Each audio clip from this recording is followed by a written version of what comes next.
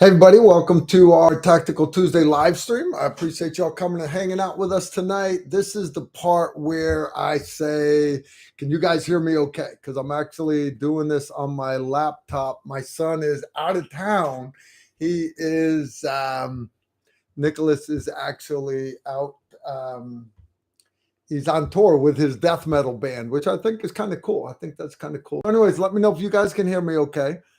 And, I let's see. Anyways, I hope you guys can hear me. I got great news for you tonight. I've got the legend Steve Holland is showing up. He's going to be here in a little bit. He's on his way up. Prepper TR Live, no sound. Everybody else has got me fine, brother. That's just you. So, all right, good stuff indeed. Good stuff indeed. Right. So some of you guys can hear me, not all of you, but for those of you that can hear me, right, you guys know the deal. We got us our usual sponsor tonight. They've done it a little while ago. If you've never heard of Battle Cat Company, they're kind of like grunt style, but different, right? They got awesome designs, T-shirts, hats, patches, stickers, all that stuff. All made in-house by the owner. So literally Battle Cat Company is a one-man show. All right. So if you're like me, you like to support small businesses. Free shipping on any order over $75. That's pretty easy. Pick up 4 or 5 t-shirts you want, something sexy, right? And anyways, Battle Cat, good stuff indeed. Hey, I want to give a shout out to my moderators. We got spammed last Tuesday while I was down in Palatka, Florida. I had a couple moderators that were off doing other stuff. One of them was working. Another one's kind of been absent for a while. So two of my moderators, Susan and Donut, they started doing counter battery fire on these trolls, the little high school kids sitting in their mom's basement, because they can't get a date. So anyways, they did good. They handled them just fine. If y'all weren't here, you really didn't miss anything. Anyways, but I want to thank my moderators for all their hard work. I wouldn't have time to do it. I just wouldn't. I got a new moderator we brought on. His name's Manny Martin. Manny is awesome. He's one of my patrons. He's a big personal friend of mine. Big into the computer tech savvy side of the planet. Matter of fact, he's the guy who hooked up the license plate reader camera on our little private road here. Awesome stuff indeed. So anyways, I'm glad to have all my moderators here. I ask that you guys welcome Manny Martin to the team. Manny is good people, and we are glad to have Manny here. We're already up to 77 people. That's not too bad considering that, we really don't advertise this.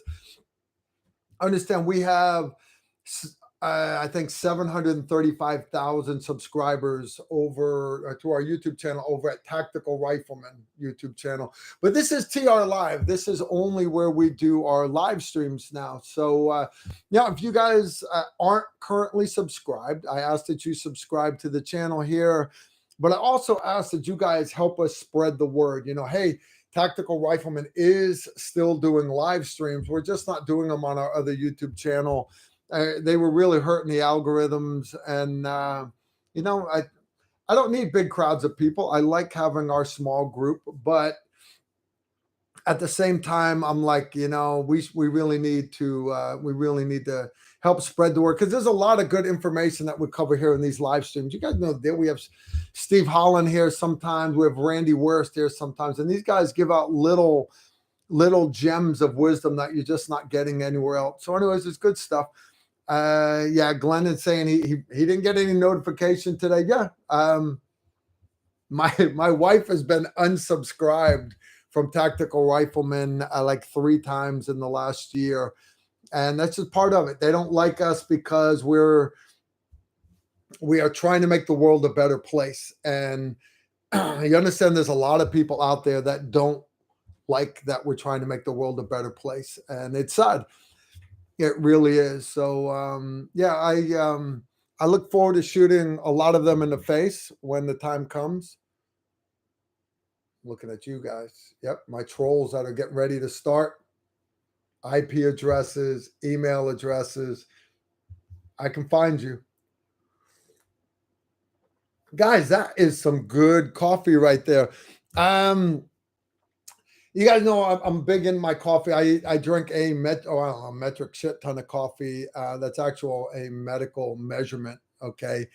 So when somebody says a metric shit ton of something, it's actually less than an ass ton, because you understand you can fit shit inside of an ass. All right. So these are actual medical measurements. Right. No big deal. Don't judge me.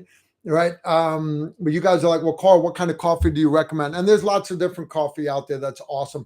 Believe it or not, Starbucks even makes good coffee. I just disagree with their politics, but Starbucks coffee is awesome. It is. Lots of great companies out there. Indeed, lots of great companies.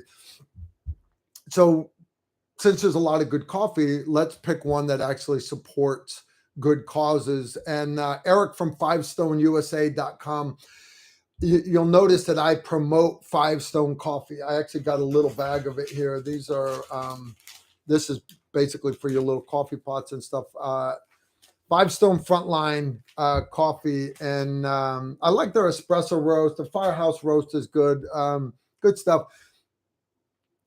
I like supporting Eric at Five Stone because he's on a mission to make the world a better place. I hit him up for a promo code.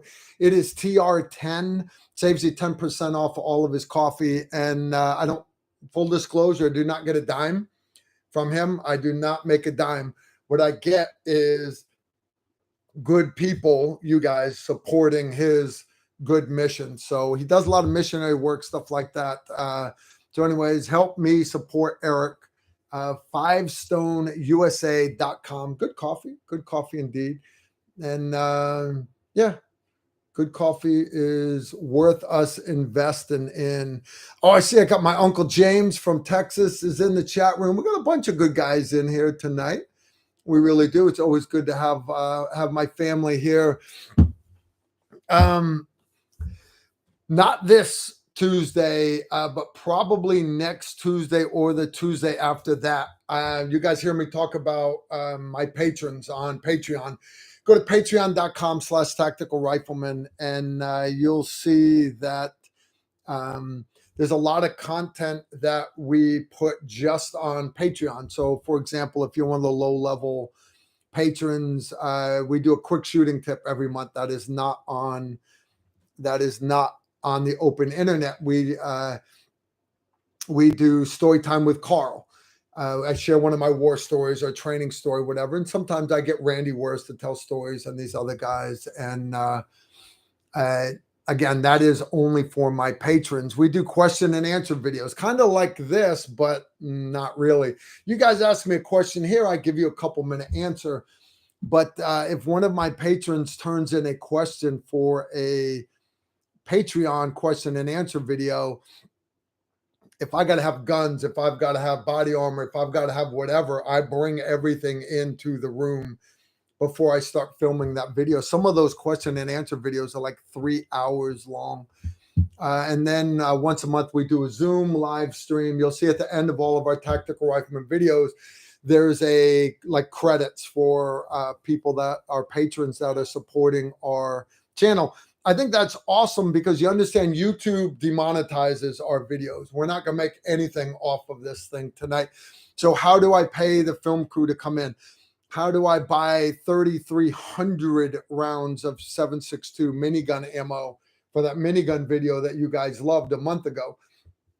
You understand, for me to film that video, not only did I have to get the minigun ammo, I had to pay flights for people to fly in, hotel rooms, all that other stuff, because we filmed it out in Arizona. So how I do that is with the support of my patrons. So again, I want to say big thank you for all my patrons. And for you guys that, well, you know, Carl, we like our YouTube for free. I got that.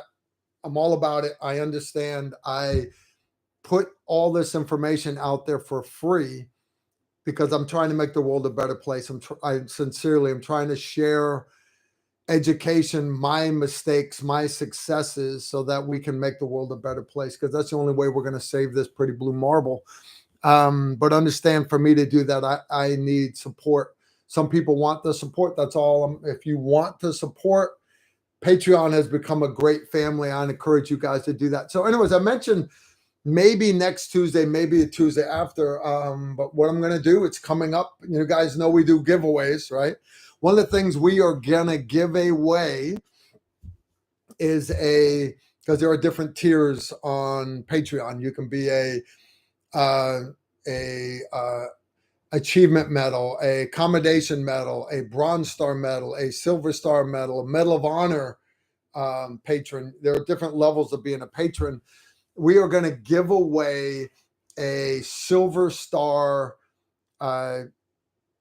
membership to Patreon for an entire year, 12 months. And how am I able to do that? I have another patron, one of my Medal of Honor patrons, that has said, Carl, you were mentioning that with COVID and the economy sucks so bad. You mentioned that you've lost like 40-50% of your patrons. Let's start spreading the word again about how awesome it is. And so, anyways, we're going to give away a silver star patron Patreon for 12 months. 12 months, you get access to all the quick shooting tips, the question and answer videos. You get to actually put in your own question. You get to be on the Zoom live streams, which we do once a month. It's like the Brady Bunch. They can all talk to each other. They can talk to me. It is a great, great time. I see some of you guys are actually putting it down in there. That like Big Fezzik just put Patreon is totally worth it. And my patrons love it. There's never been a patron that went, oh, this is a waste of time. This is a waste of time. I wish you guys could see the faces on the families and stuff when we do our Patreon course. We're doing a Patreon course again this year. We do it every year. We only do one Patreon only course a year. It's going to be last week in October. We're going to do it down at Beaumont Ranch. Again, it's open for all my patrons. I don't care if you're a $1 patron or a high dollar patron, does not matter. It's open to all my patrons. I appreciate all you guys. And we're getting ready to add it to the calendar this week. So gonna have a great time. We got a lot of shooting. We're probably going to do, I've got votes for us to do like a whole half day on high risk travel, how to pack, how to act on the airplane, how to pick hotels, how to do this, how to do that. And you understand a lot of this stuff you guys assume, well, I know that, but and a lot of it you might know, but some of it is just weird little tidbits that you hadn't even thought of. An example of that is, what hotel room do you stay in where you're overseas or even here in the States? And the truth is you want the third floor through the fifth floor, third, fourth, or fifth floor. Why? Well, statistically speaking, most of your cat burglaries happen in the first and second floor. That way, if you come into the room, they can jump out the window from the second story window and not get hurt. They can escape. Not more than the fifth floor. Why? Well, because the fire trucks, they're ladder trucks, the ladders can't reach above the fifth floor. There's truth to that. So anyways, it is our high risk travel course is a 3-day course, but there are those whirlwind stack of tidbits. And so we're going to cover some of that probably in our Patreon course. We're going to be shooting Barretts. I've got 9 full auto guns, including a belt fed saw, full auto. We're going to do a bunch of little shooting competitions. And the last day, which is a Monday, it's a 4-day long course. We're going to do platform shooting from a Little Bird helicopter, live ammo, your own AR. If you don't have an AR rifle, you can use one of mine. I'll gladly. But it is awesome. Awesome. Great course, but it's only open to patrons. And for my patrons that didn't make it last year, I hope you can make it this year. For all the patrons that went last year, a lot of them have already said, count me in, I'm coming for sure. That is some good coffee. I can't get over that stuff. Everybody's like, well, Carl, how do you get to sleep after you you do another 8 shots of espresso. It's not. It's only 4 shots of espresso, small cup. I didn't do my big cup tonight. I'm not putting any Patron in it tonight. All right. It's kind of a somber day, and it is what it is. So, anyways, if you guys got questions, it's a live stream. Let's interact. Let's do live streams. You allowed me to do my shameless plug for Patreon, but let's get back to why we are here. If you guys got questions, just put them in the chat room. My moderators will pitch them to me. And a good example of that is the Gustache 2531. He threw down a $10 super chat. I appreciate that, Gustache. I do. I appreciate it. Your small donation to the preservation of Carl Erickson Foundation. All right. His question is, sir, I'm a retired sheepdog now working armed church security. Should I apply a tourniquet to a gunshot wound even though I don't see a lot of blood? It depends. If the guy gets shot in the jaw, do you want to put a tourniquet right there? The answer to that is no, by the way. I was hoping you guys would chime in.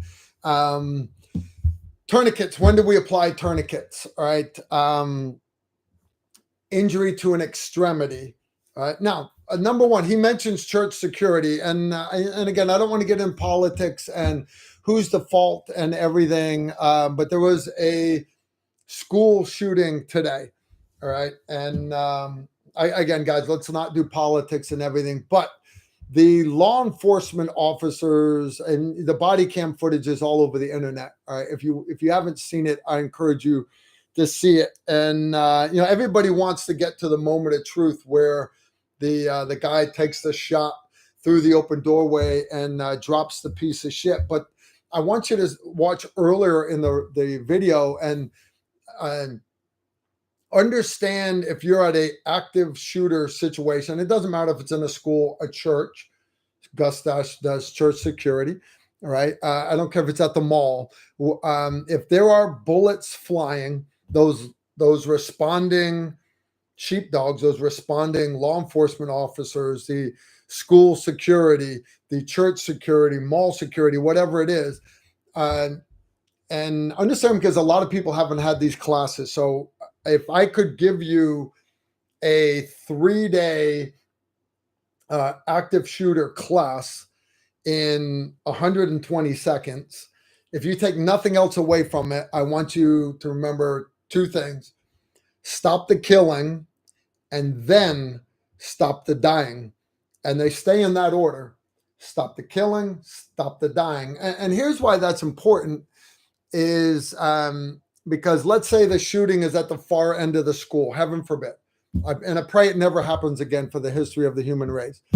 But if you come through that doorway and the gunfire is way at the other end of the school, you running down the hallway, you come up with somebody that is bleeding right there. In the time it takes you to stop, to get out, even just a tourniquet that goes on very quick.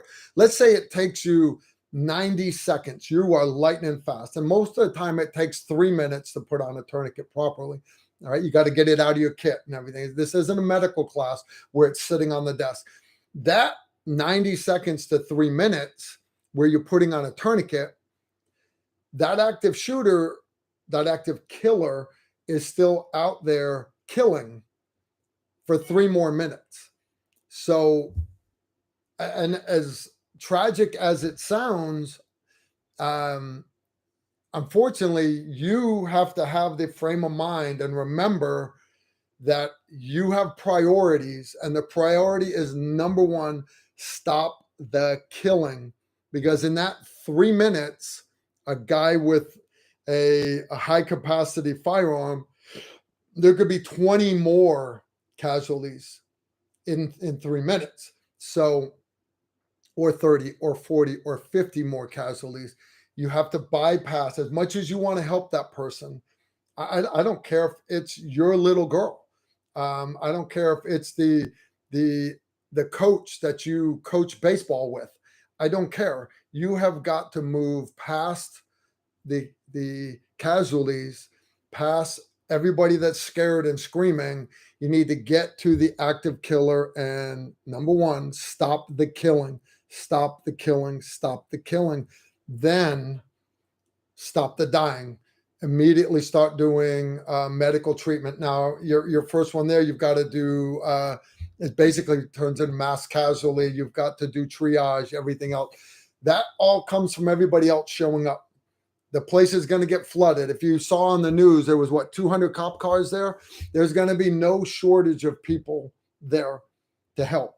But first, we have to stop the killing. So, Gustash, again, apply a tourniquet, but first and foremost, stop the killing first. Stop the killing first. Then, the reason for putting on a tourniquet, even if there's not a lot of bleeding, is if you've got 4 or 5 other casualties, because in the time it takes you to put on a proper pressure dressing on one, the others could possibly be bleeding out. So stop all venous and arterial bleeder on an extremity with a tourniquet to buy you time.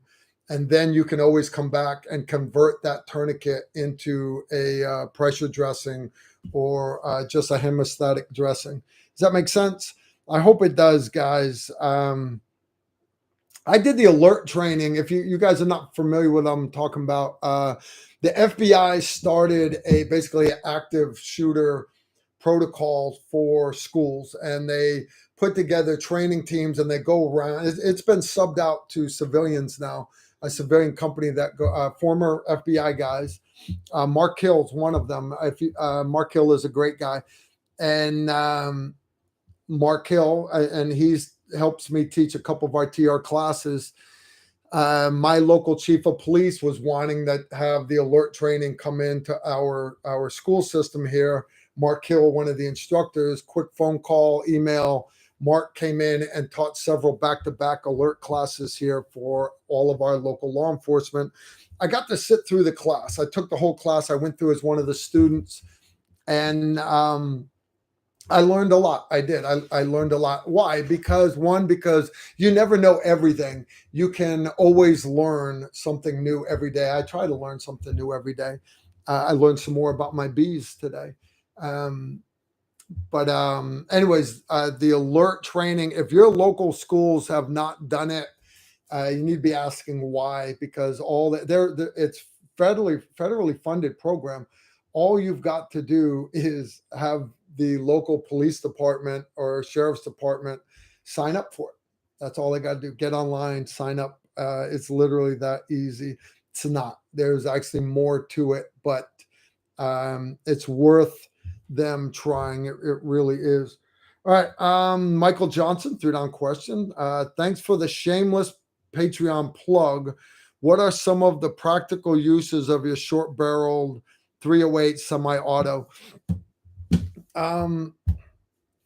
Why would you want a short barrel 308? If that's the only caliber you have, one, or two, you're a 308 guy, you want to be able to reach out, but to understand that every inch you take off of the barrel of a 308 rifle, you are losing not necessarily accuracy, but you are losing muzzle velocity. So just understand your bullet is going to arc more for you to hit that 400 or 500 meter target.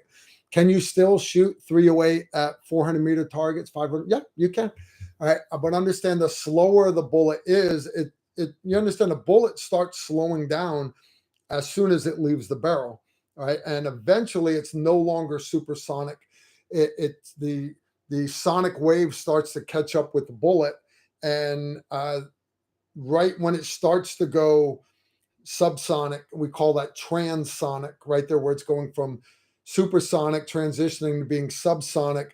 That turbulent air right there, your bullet gets very unstable and you lose a lot of accuracy right there. Okay. So you're losing max effective range, but you're also having to compensate for trajectory more. But if you shoot with, like, let's say, dedicated suppressor on all the time, you don't want a 7-foot long gun, a shorter gun left with a suppressor on it. If you shoot subsonic a lot, if that's the primary use you're going to have for the gun, with the option to go with a lot of supersonic down the road for you understand, there are uses for a short barreled 308. And the cool part about 308, why would you take 308 over, well, if call you say subsonic, why wouldn't you just use 300 blackout? It's the same projectile, 7.62, traveling at the same speed, just underneath the sound barrier.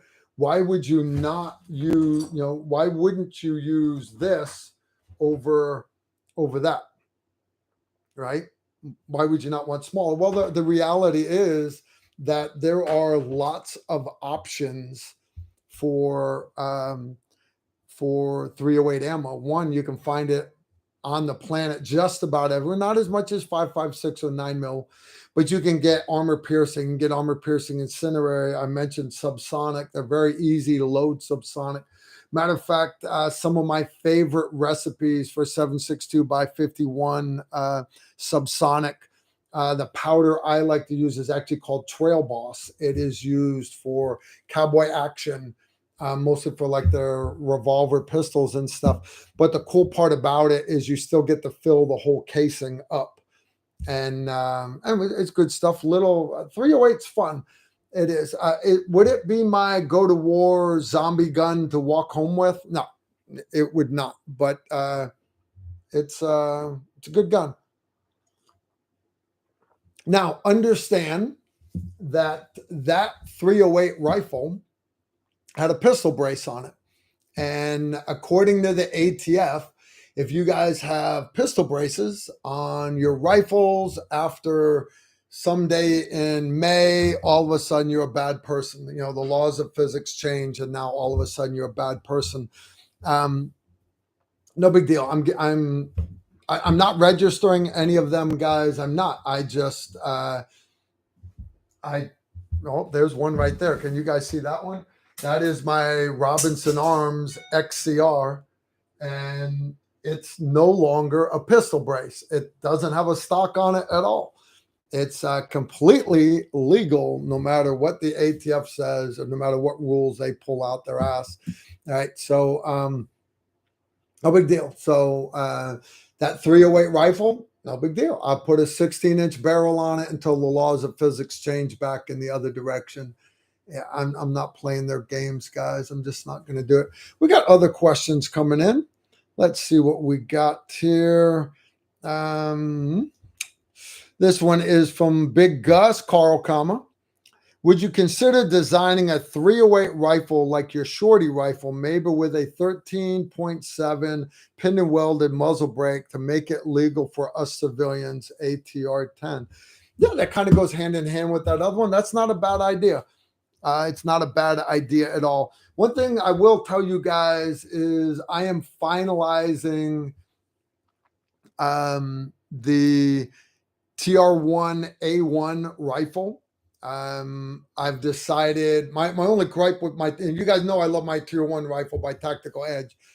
It is still to this day the best, hands down the best AR I've ever shot, without a doubt. Now, but my only gripe with it is running a suppressor on it. It is way, way overgassed. So a lot of you guys don't run suppressors. I got that, no big deal. But those of you that do run a, you do run a suppressor, it would be better if it was a piston with a variable gas block. So what I have done is, what I'm going to do is, we have the TR1, right? Even though I'm not allowing them to sell any more of them until they fix issues that they have. But the next TR1 will be a piston with a adjustable gas block on it, so you can run that suppressor. You can run I got a few other surprises for it also that I think you guys will get a kick out of it. Really, I really, really do. All right. Let's see. We'll get some more here. Rifleman threw down 20 bones. Carl, do you have direct knowledge of anyone that has used self-defense insurance? And if so, did it work as advertised? Honest Riff, I do not. almost everybody that I know that has been involved in active shooter incidences were cleared on the spot because it was a good shooting. But again, I live in a safe place. I do. We don't have active shootings here. We don't. They happen from time to time. Don't get me wrong. I support USCCA. I do, and there's some other ones that U.S. Law Shield, Emory is a big proponent of theirs. Okay, fine. It is what it is. Next question is from the Donut Eater. Serious. Do tactics change when kids are being shot as far as moving slow through the building versus running to the gunfire without cover? No. The reality is, I don't care if it is a 3-year-old kid or a 21-year-old kid, it is still somebody's kid. You, and guys, you know, I don't like getting into tactics on the open internet, but first and foremost, stop the killing. Now, stop the killing. And that means you move as fast as you can to the sound of the gunfire. You know, you should be up on the radio. Where's it? Understand this, these schools are, unless you're in a majorly screwed up place, all your modern schools, guys, they have improved so much the last 5-10 years. They really have all the windows. Obviously, the rooms are numbered, right? But the windows on the outside of the buildings are numbered, and axes and camera systems and everything. And again, I'm not getting into the tactics that are used in a lot of schools. I'm not going to go down that rabbit hole. But no, honest donut, and that's a legitimate question. If it's adults, do you take your time and clear? But if it's kids, do you willingly sacrifice yourself and just run to the gunfire?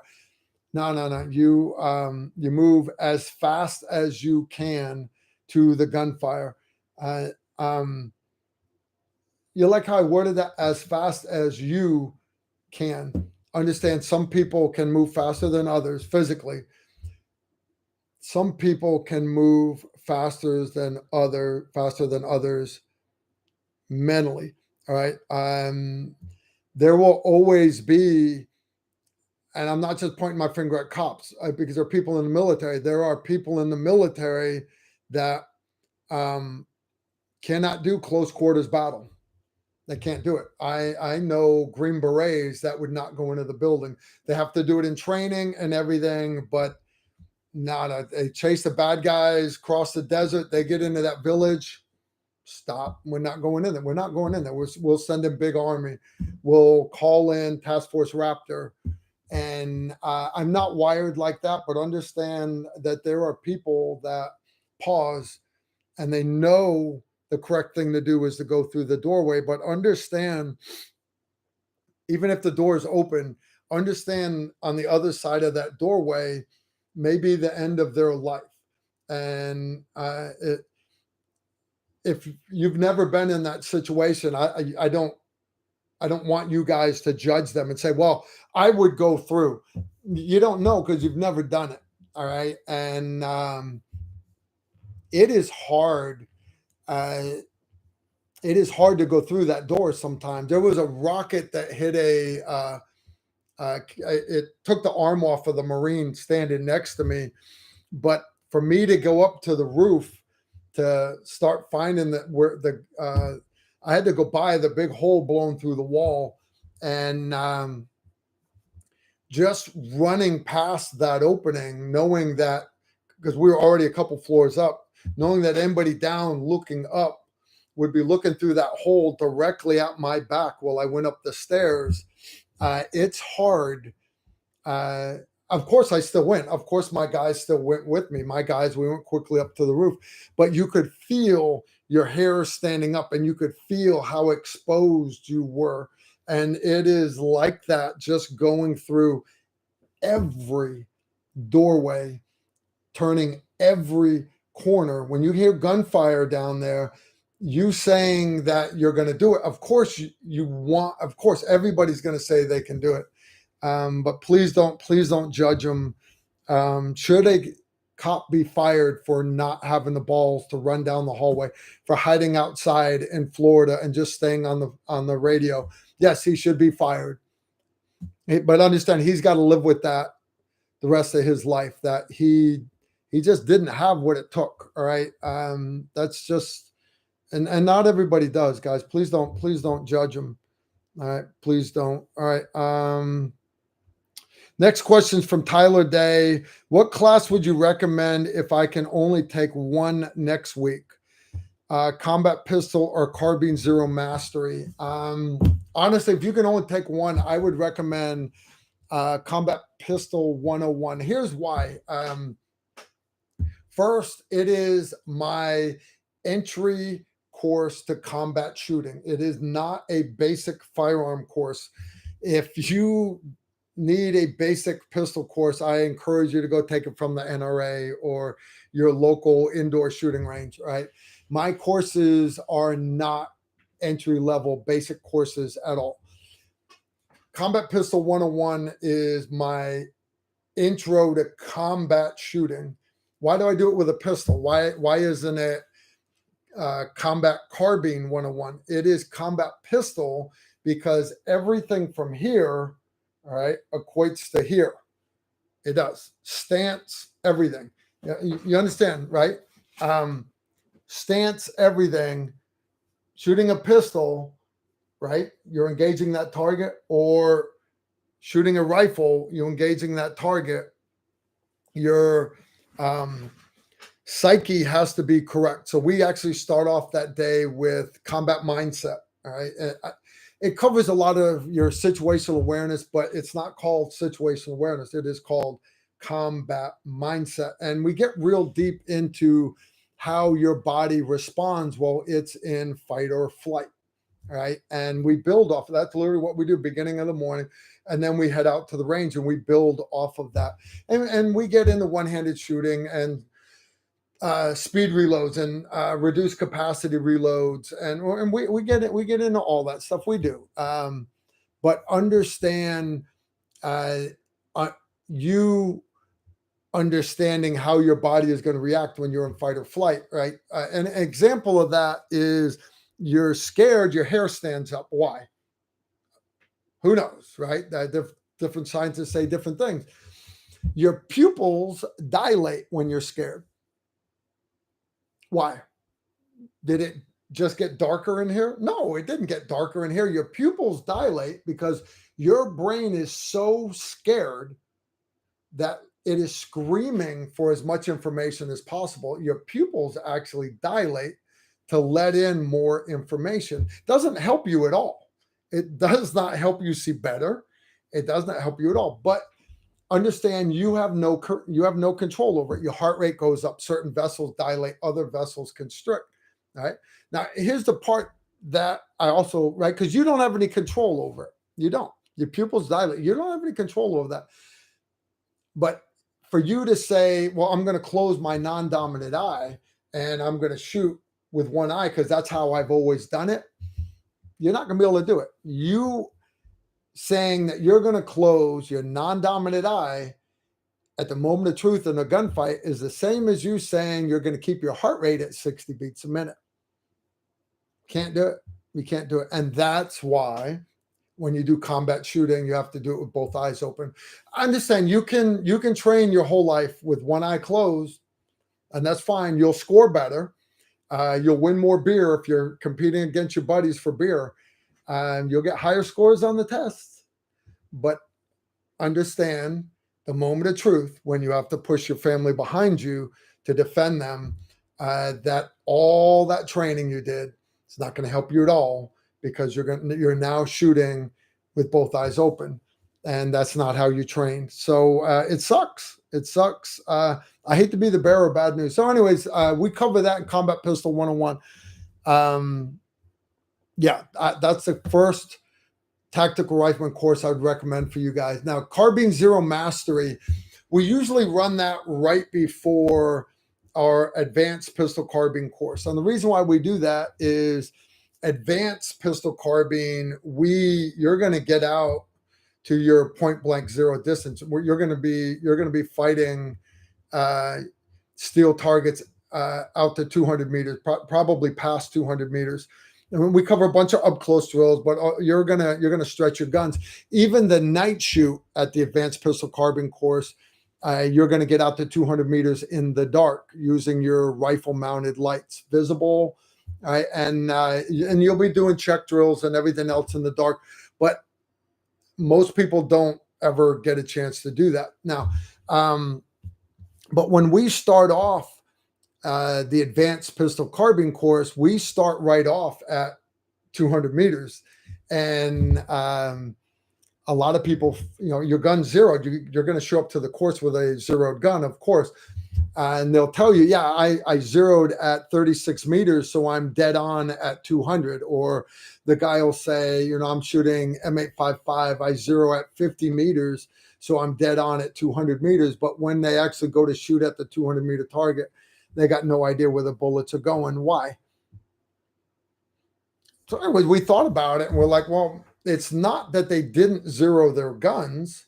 It's a lot of people were never really shown the fundamentals of rifle marksmanship. And because a lot of people that were in the military, unless you were an infantryman or a sniper or a Marine, if you were a truck driver or or a medic or satellite imagery or something like that, you got taught it like over a day and a half in basic, but you never really grasped it because you're drinking from a fire hose. Your drill sergeant's giving you so much stuff.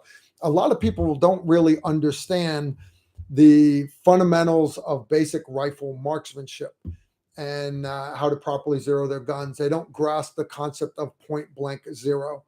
So we said, well, how do we fix that? Do we add it to the beginning of the course? And that's what we basically did. Your first 2 hours was supposed to be confirm point blank zero, gather data. But we found in our advanced pistol carbine course, which is only 2 days long, we were losing the whole morning. 1/4 of the entire course was being blown on just zeroing guys' guns. So we said, well, how do we do that better? So me and Z, we talked about it. And we're like, we need to have a separate course just on how to zero guns. And if I put it on the calendar and said, hey, come the day prior and zero your guns. Oh, and by the way, I'm going to charge you, but come the day prior and I'll help you zero your guns. Everybody be like, I can zero my guns at home. So I said, well, let's make it worth your time. Let's make it worth your money. So Carbine Zero Mastery, we start off in the classroom. We go over a lot of the basics. We talk about trajectories and this, that, and the other. And it is a great course. The cool part about it is there's no running around. You're literally, and I encourage you to bring a shooting mat because you're going to be laying on the ground shooting 5-round groups. And then we're going to go down. We're going to check the targets. We're going to make corrections. And then you'll shoot another 5-round group. And then we're going to make some more corrections. And we're going to work on grouping drills and getting your fundamentals down. We're going to confirm your point blank zero. We're going to confirm data all the way out to the limit of the range. Some of the places we teach the course, you can only get out to like 250. There are other places we've taught it where guys have departed literally having data on their ARs, with a red dot, EOTechs or aim points or just any kind of red dots. You understand you don't need a magnifier. If this is what you've got on your gun for the pistol carbine course, this is what I want you to bring. And you'll find that you're leaving at the end with data out to like 400 meters, depending on what range we're teaching it at. Can you bring a low power variable optic? Of course you can. But is that what you're using for home defense? Is that what you showed up at the pistol carbine course with on your gun? Because you saying, well, I'm going to bring what I need to score well on the course. I don't I don't want you doing that. I would rather you bring what you're going to fight with, and I will make you a better person with your gear. My courses are not pass or fail. There's not. There've been a couple people that I told that I want them to come back and take it again. But my courses are not pass or fail. I guarantee you, anyone in my classes, you can be the worst shot, you can be the best shot in the course. Everybody leaves a better person, better educated. All right, without a doubt. I take my rifle, and I always bring two guns. I always bring a backup, right? Because a rifle can shit the bed in the middle of a course, and I am the lead instructor. So what am I going to do? Say, hey, Emery, can I borrow your rifle to demonstrate this drill? No, that's not fair. So I always bring two, right? And I just stuck an EOTech and a magnifier on another rifle, and my spare gun. So surely I'm going to zero it before the class. No, it's on. It's good enough for 25 meters. It is. It's good enough.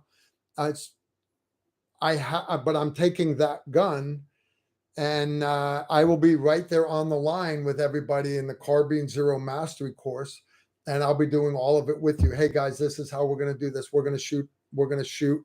We're going to zero, and we're going to gather data on our guns. And what you may find is your zero is not 36 yards. It is not 50 meters. Your point blank zero of 200 meters is actually, where it's rise and crossing line of sight. It might be somewhere, it might be 36, might be 34. It might be 41. It might be 50. It might be 52. Depends on your height over bore, the length of your barrel, the weight of your bullet, and the muzzle velocity. A lot of things that go into that. An example of that is my TR1 rifle shooting 62 grain ammo.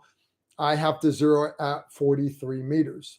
43 meters is my point blank zero. I can reconfirm at 43 meters all the time, and it puts me dead on at 200 meters. You don't need to know what that is before you come to the course. Come take Carbine Zero Mastery, and you will leave not just better educated, but better equipped for that gun, because you are going to know that gun's trajectory. You're going to know it. You're going to know it very, very well. All right. My Uncle James threw down 50 bones. James, I appreciate the support, man. Yeah, I really do. My daughter has, she's going to let me pay her way through medical school. Wasn't that nice of her? Guys, I wish you could have some of my, I wish we had like smell-o-vision here, just so you guys could smell how good that coffee is. I wouldn't let you taste it, because I don't want those soup coolers anywhere near touching my cup. I've made it all these years without catching anything. I don't want to catch any of the stuff you guys got. But man, I wish you guys could smell my coffee. All right, so James Swain, my uncle from Texas, threw down 50 bone. Hey, Carl, I purchased a TR belt from ATS Tactical Gear. My question are, what's the brand of knife you carry tucked in behind your pistol mag holders, and what do you do with the Velcro strap for? Velcro strap for. And what do you do with the Velcro strap for? Velcro strap for. And what do you do with the Velcro strap for? Let's do the knife first. Real quick. Give me a second.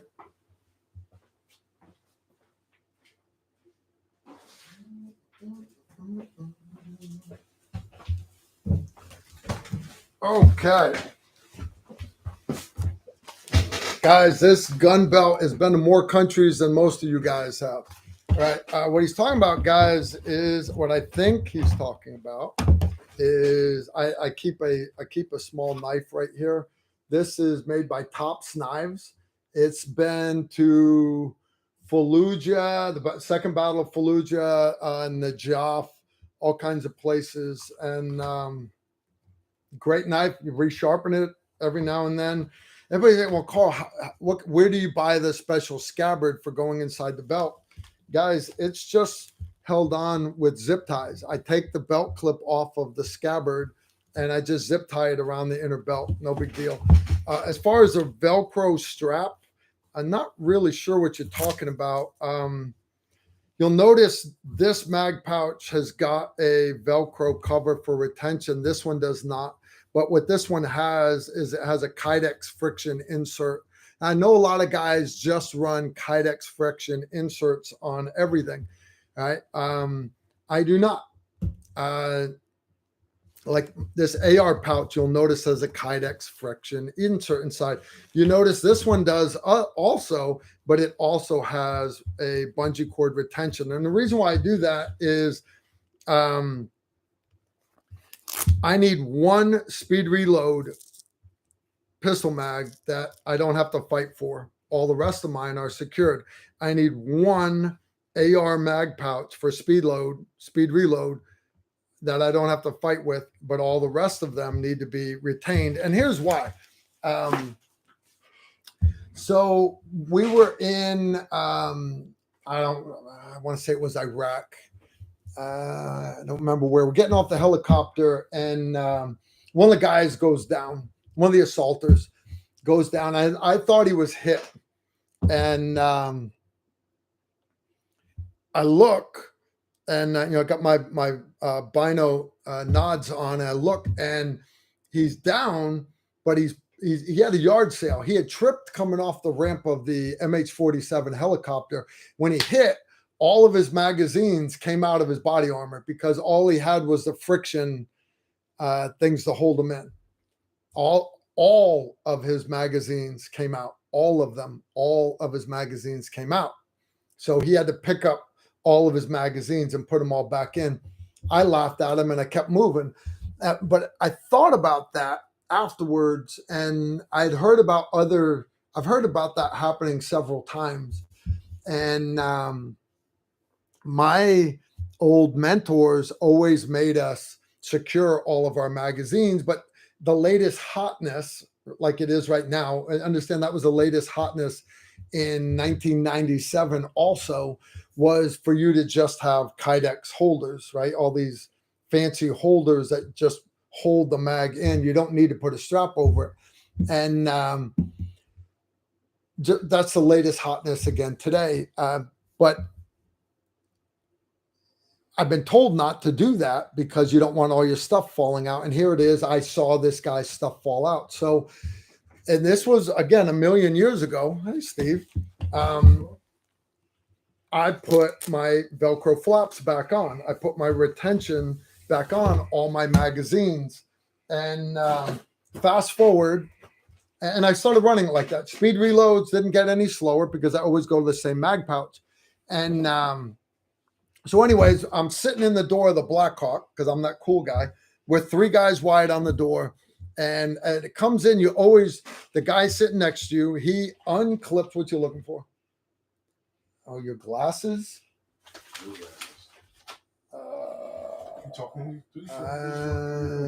Look up there on one of those shelves, Steve. He's looking for a pair of sunglasses. He didn't bring any. I got some on the dash of my... Hey, honey! No, that's okay. Dane! You're good. Sorry, Steve. I don't know where your glasses are. No, anyways,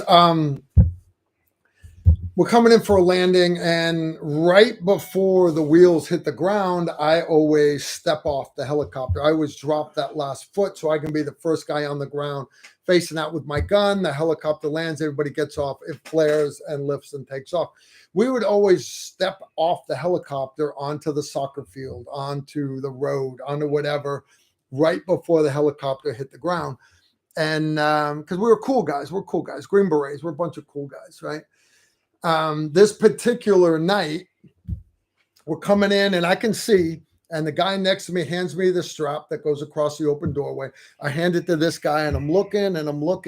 We're just sitting. We're sitting on the floor of the helicopter. And right before it hit the ground, I stepped out like I always did, right? Stepped right out onto the grass.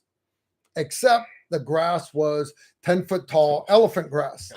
And I went down, snapped my nod mounts. I didn't lose my nods because they were dummy corded. They were hanging down here. My speed reload mag fell out of my belt. My speed reload rifle mag fell off my belt. Yeah, there's a couple. My speed reload mag off of my body armor fell out. Everything else stayed there. Out of my 10 magazines on my body of rifle, I only lost 2. Now, I looked, but understand this grass is everywhere. I never found those mags. I never found them. Never found. We had to move to the target and accomplish the mission. So imagine if I didn't have all my stuff strapped down except my speed reload mag. So anyways, I'm not saying you have to do it. I just want you to, I'm very big on the why. Why does Carl strap down with retention everything except his speed reloads? And now you guys know. Guys, I would like to welcome Steve Holland, my brother from another mother. How you doing, dude? I missed you, dude. I missed you. Oh, That's why I said it in the text. I said, "Call." You said, "Are you okay?" I said, "Yeah." TR Nation, how you guys doing? I miss you guys. don't those glasses look good on him? Damn, they look good on you, dude. Looks good on me. Everything looks good on looks Steve. good on me. Everything looks good on the Green Beret. All of them, and all the TR Nation. They We have to come up with some TR Nation glasses. All right. Next question. We're trying to get caught up here. Any shareable updates with on Sularoo? Anything we can do for him? Honestly, guys, I do not have any information that I can share with you right now, other than they did find a mass on his lungs about the size of a golf ball, and there are doctors trying to get him, or there are people trying to get him better cancer treatment than what the VA was going to offer him. So I'll tell you what, we will more to follow. More to follow. All right, I got another one here from Renegade Arms, aka Eric. He threw down 10 bones. Hope your trips were good, and I can vouch for Combat Pistol 101 is good, and it's nice to meet you guys in person.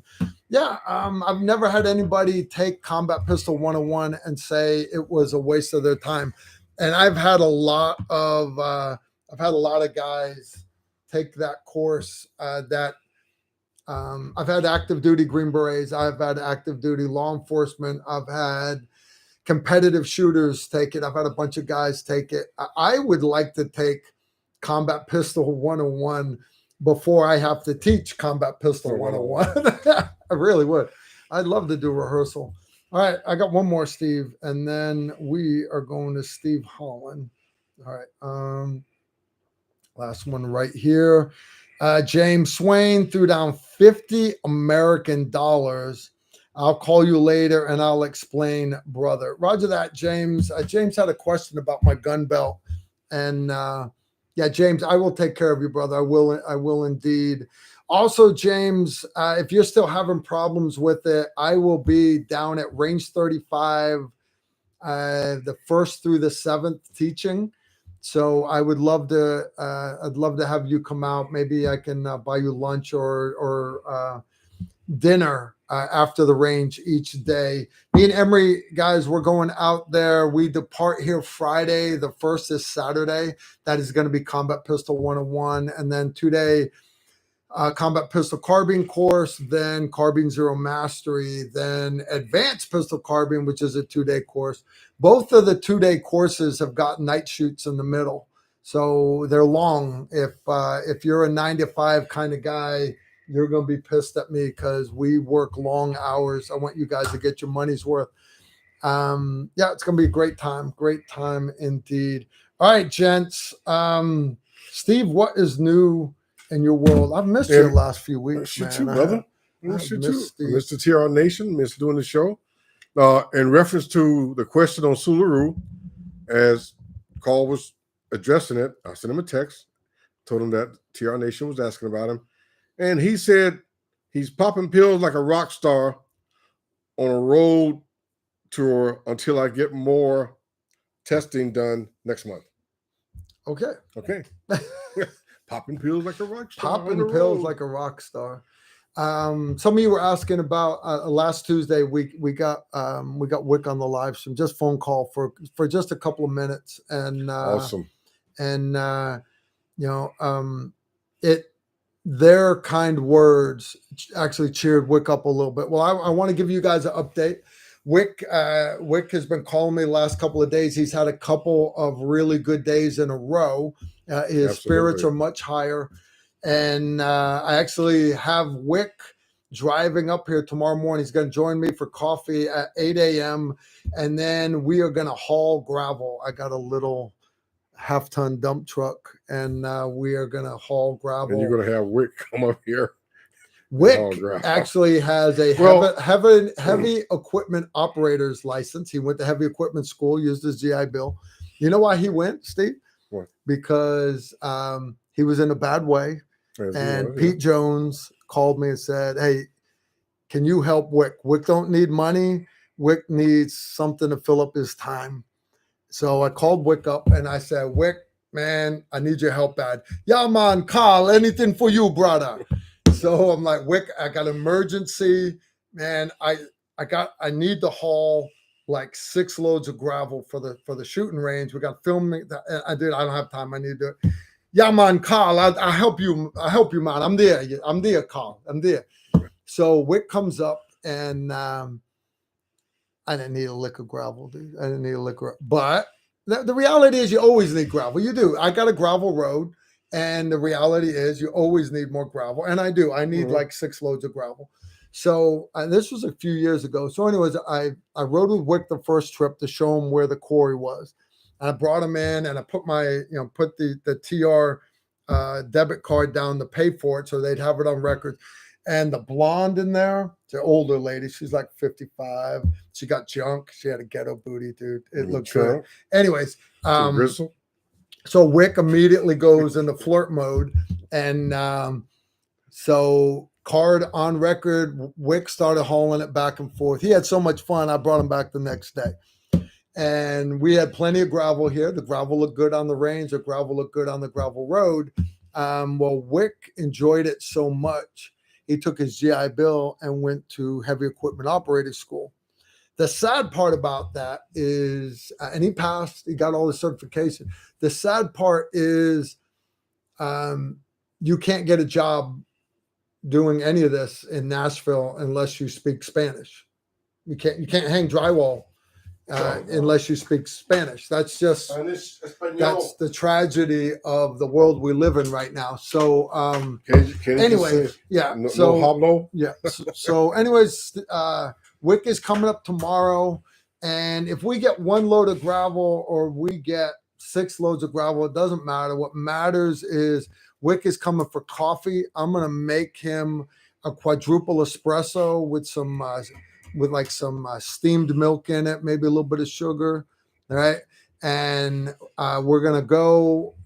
He's gonna. That is definitely not a Randy gravel. That's not a Randy Rawhide worst coffee, no. Man. And then I'm gonna take him to Triplets Barbecue for lunch, and then I'm gonna just hang out. And me and Wick, we're gonna visit, and we're gonna have fellowship, and I'm gonna pick his brain. So anyways, guys, I want you all to keep working your prayers. Sincerely, Sularu, but you understand you can't kill Sularu. That's like trying to say you kill Randy worse. Yeah. Nobody can kill Bonds but Bonds, right? I talked with Wick today, and we were talking about, everything's going through. And he was, I told him, I said, man, you got to, just get beyond your pride. He said, yeah, like you said, the Jamaican accent. He said, yeah, Steve. He said, my pride got in my way.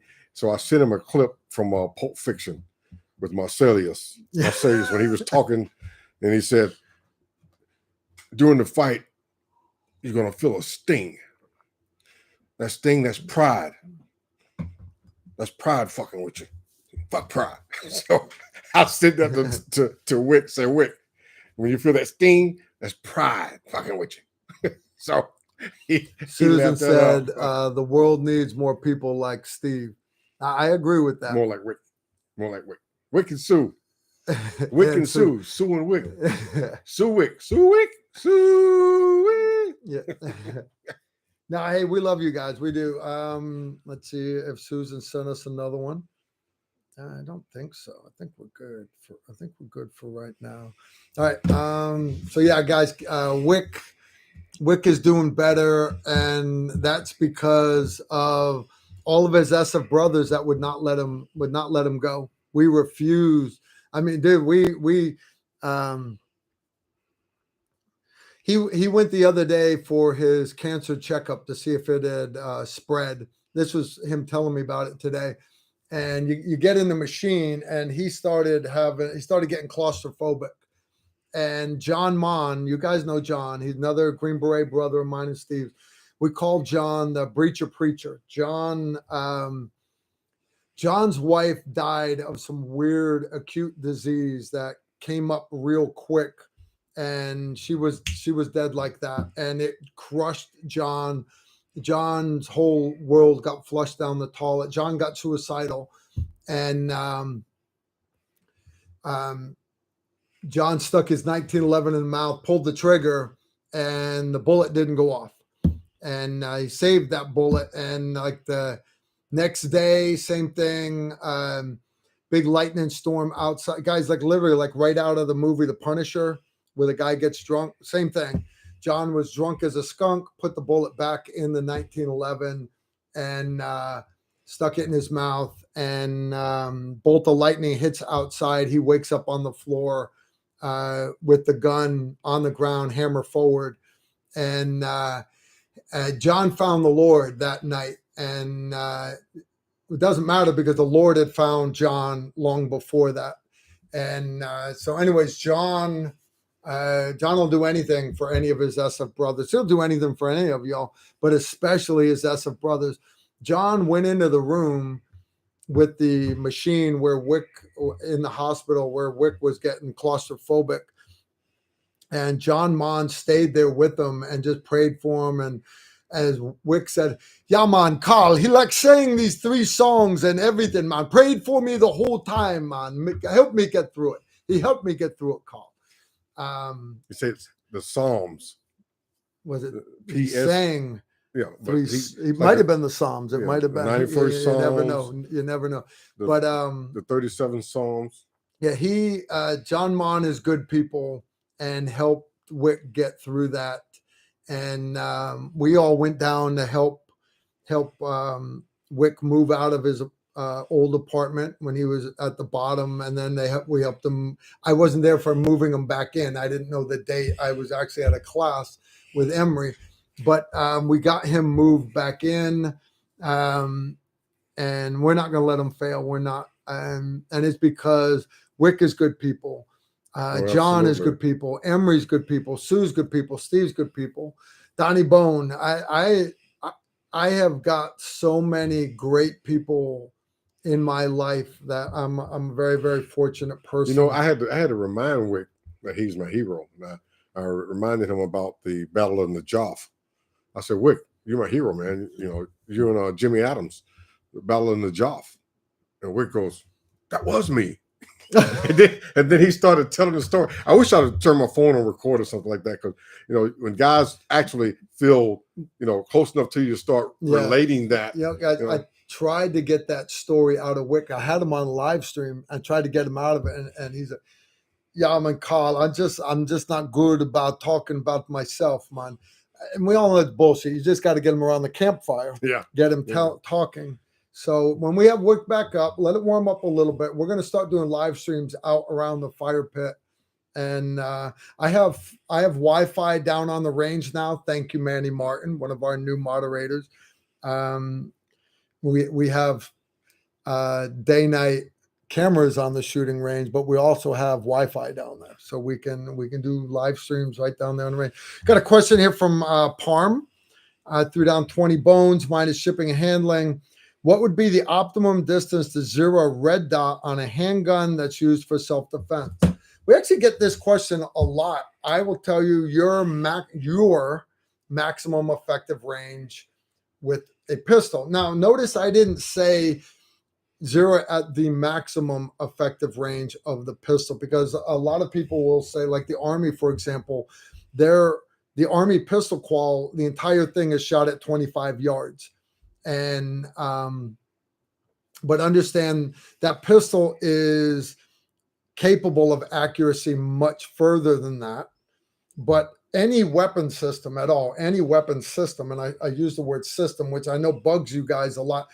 It's a rifle, don't call it a weapon system. It is a system, but that system has several parts. You have the rifle, obviously, you guys grasp that, but you've got the bullet in the chamber, you've got the optic on top of it, but more importantly, the most important part of that weapon system is the mammal that you've hooked onto the back of it. Now, the optic is straight. The weapon is capable of accuracy. You put good ammo in it, ammo that is precise. That's how you get accuracy, is precision. Consistent ammo in a consistent weapon with an optic that consistently holds a 0. That gives you the precision. But to get accuracy, you have to have precision, but you've also got to hook that mammal on the back. So for most people, I would tell you 25 yards, 25 meters for that pistol. But what you'll find is the more you practice with it, you'll realize, I can easily do pistol out to 50 meters. No problem at all. No problem at all. And Steve, just without, Steve don't come out very often because he's got family. But when he does come out on Sundays, the last drill we do before I light the grill is always called Final Five. And there are times where Steve will roll up late. We're already doing Final Five without even practicing at all. Steve will come right out and jump in at 50 meters, 60, 70, and Steve is still getting hits, iron sights with his pistol. Why? Shooting Jamie's pistol. Yeah, shooting someone else's pistol. Why? Because as Quigley said down under, I didn't say I couldn't use it. I just said I don't have much use for it. It's an accurate pistol to start with, shooting accurate ammo that has accurate optics or sights on top. Long barrel pistol. But he also has an accurate mammal hooked onto the back of it. All right. So Combat Pistol 101, the end of the day, we will do Final Five. And I'm not doing it to show off because I want the students to beat me. I want the final. When it gets down to the last two guys, I like to have it be two students going back and forth. But a lot of times I will do strong hand only at 20 meters and then support hand at 30 and strong hand at 40 and support hand at 50. And I go back and forth all the way back, not to show off, but to show that the weapon is capable of it, but not just the weapon, the mammal that you're hooking on the back of it. Describe to them what target you're shooting at.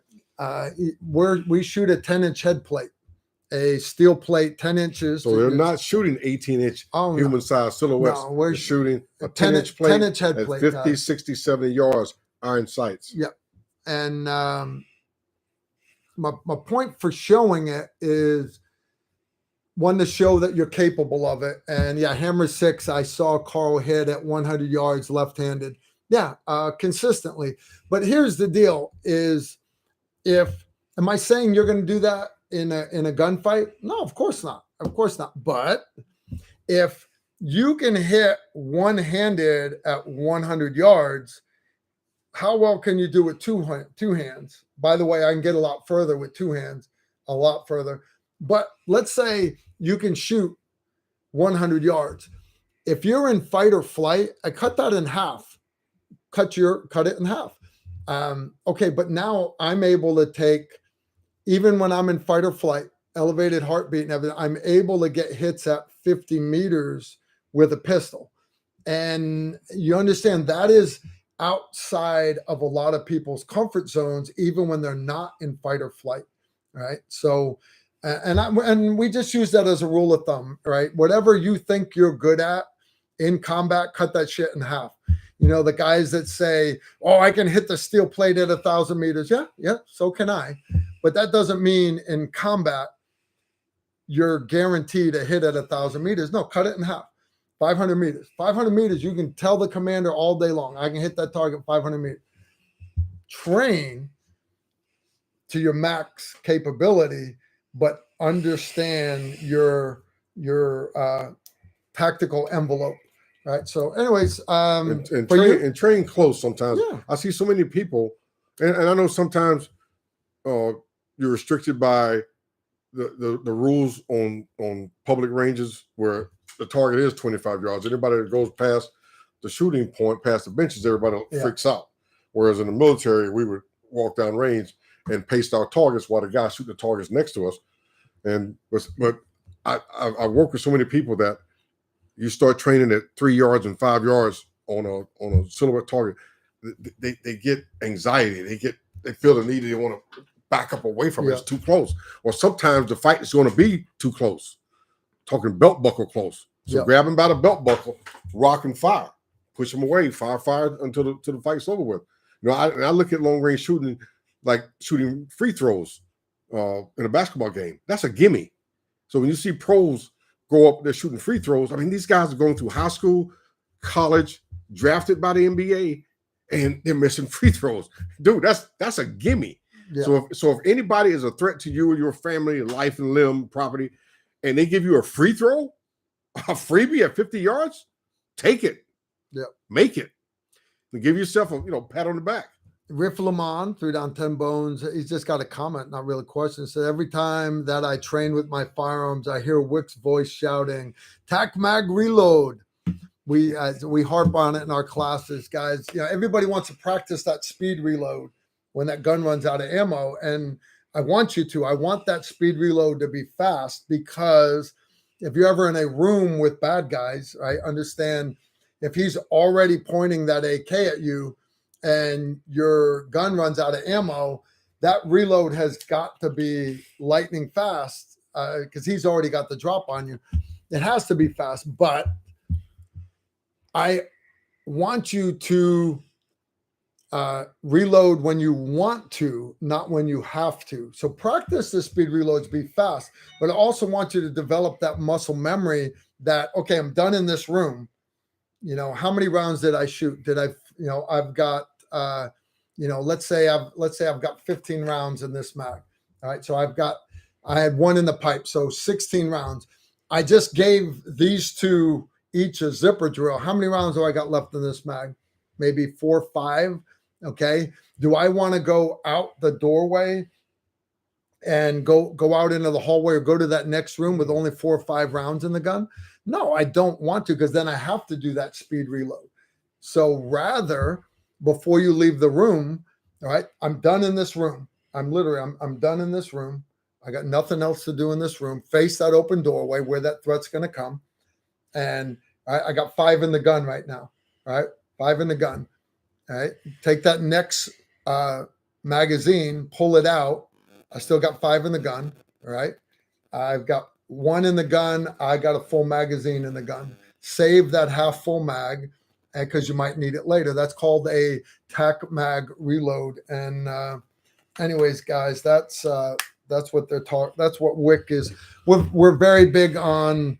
Once we cover reloads, that I shouldn't have to tell you anymore. Whenever there's a lull in the drills, you should be doing a tac mag reload with your rifle, with your pistol, and you'll see guys that forget, and they end up having to do a speed reload in the middle of a drill.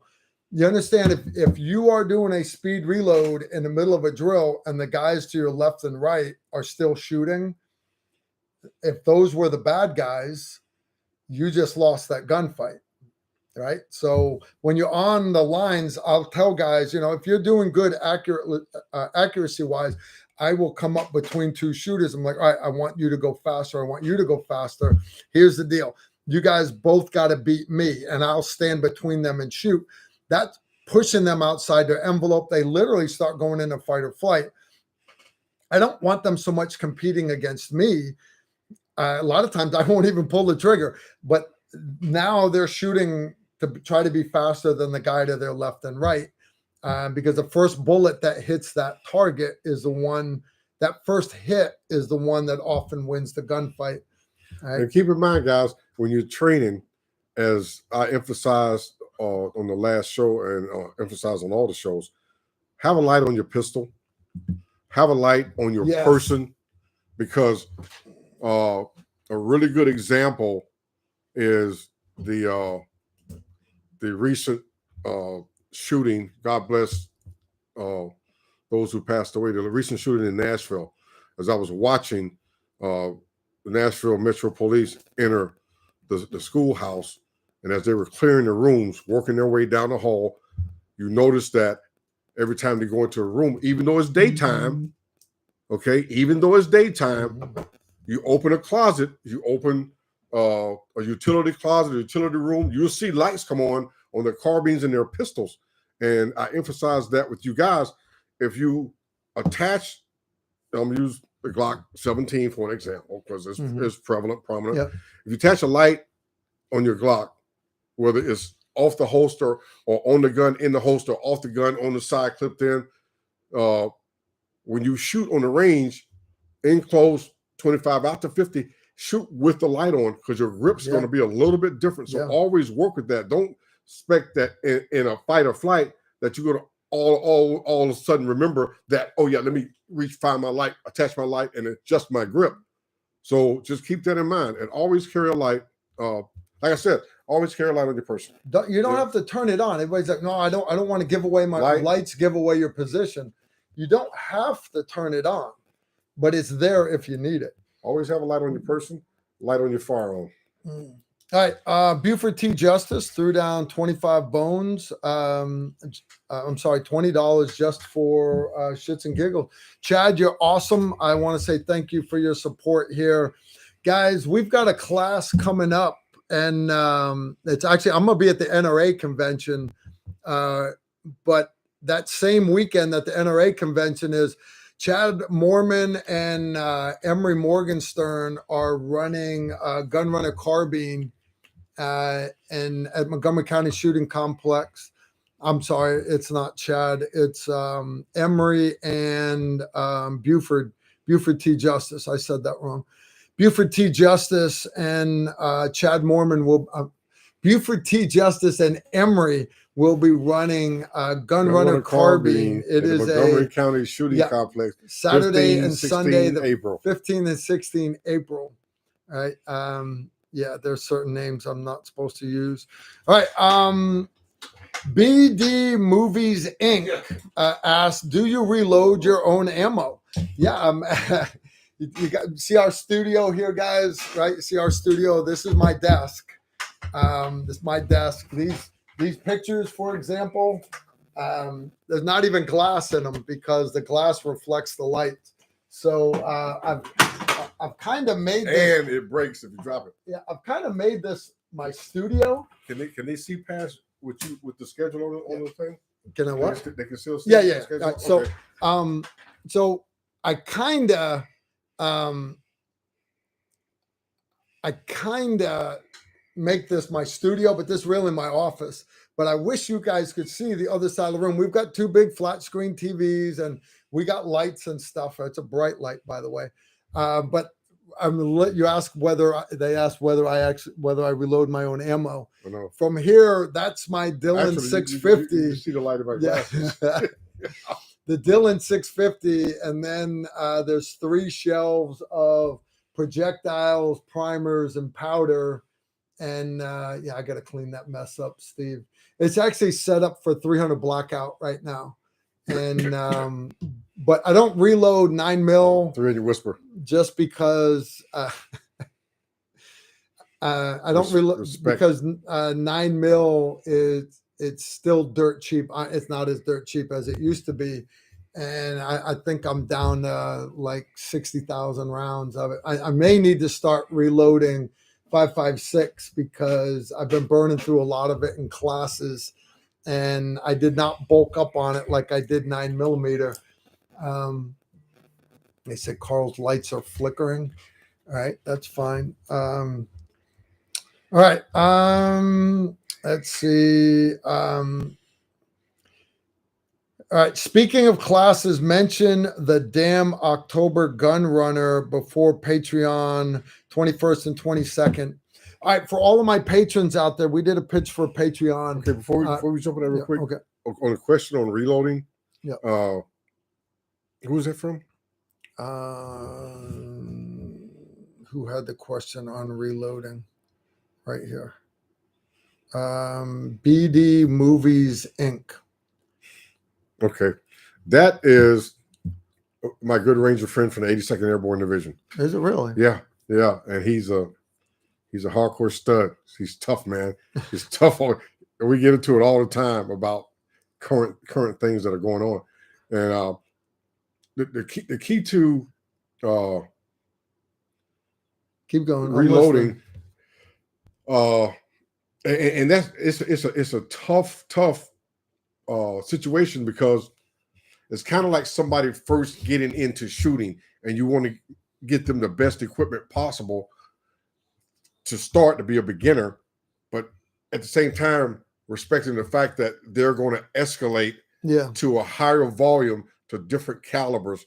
So Carl's running a Dillon XL 650, which is, I mean, I'm looking at it right now, and it is it's a progressive reloading machine. Okay, so basically, for you guys that don't reload, you will hear terms like single stage. A single stage is got one shell plate holder, one die, one cartridge at one time, which I still use single stages, because when it comes to accurate ammo, I mean really accurate, and I always think of Jay Johnson when I think about loading accurate ammunition, because I had a good story on that one. But then when you get to the progressives, anytime you hear progressive, whether it's from Dillon, or Hornady, or the rest of them, that means that machine is going with multiple dies, because there's normally mostly a 3-die set, and sometimes so sometimes you can go into like 5 stages, and if you look at competition shooters and they're reloading, they normally go with progressive. Now, can you start life into reloading with the progressive? Yes, you can. And I'm actually working with one of our moderators and one of our good friends who allows us to Glenn and Susan Britchow, and with John Rich. John Rich also. Wanting to say, I kind of wish I could get you to start with a single stage to learn the process, but at the same time, in this day and age, when you come home and say, we need to load up 500 rounds of 9mm. Well, if you're running 500 rounds of 9mm on a single stage, that's going to take quite a moment.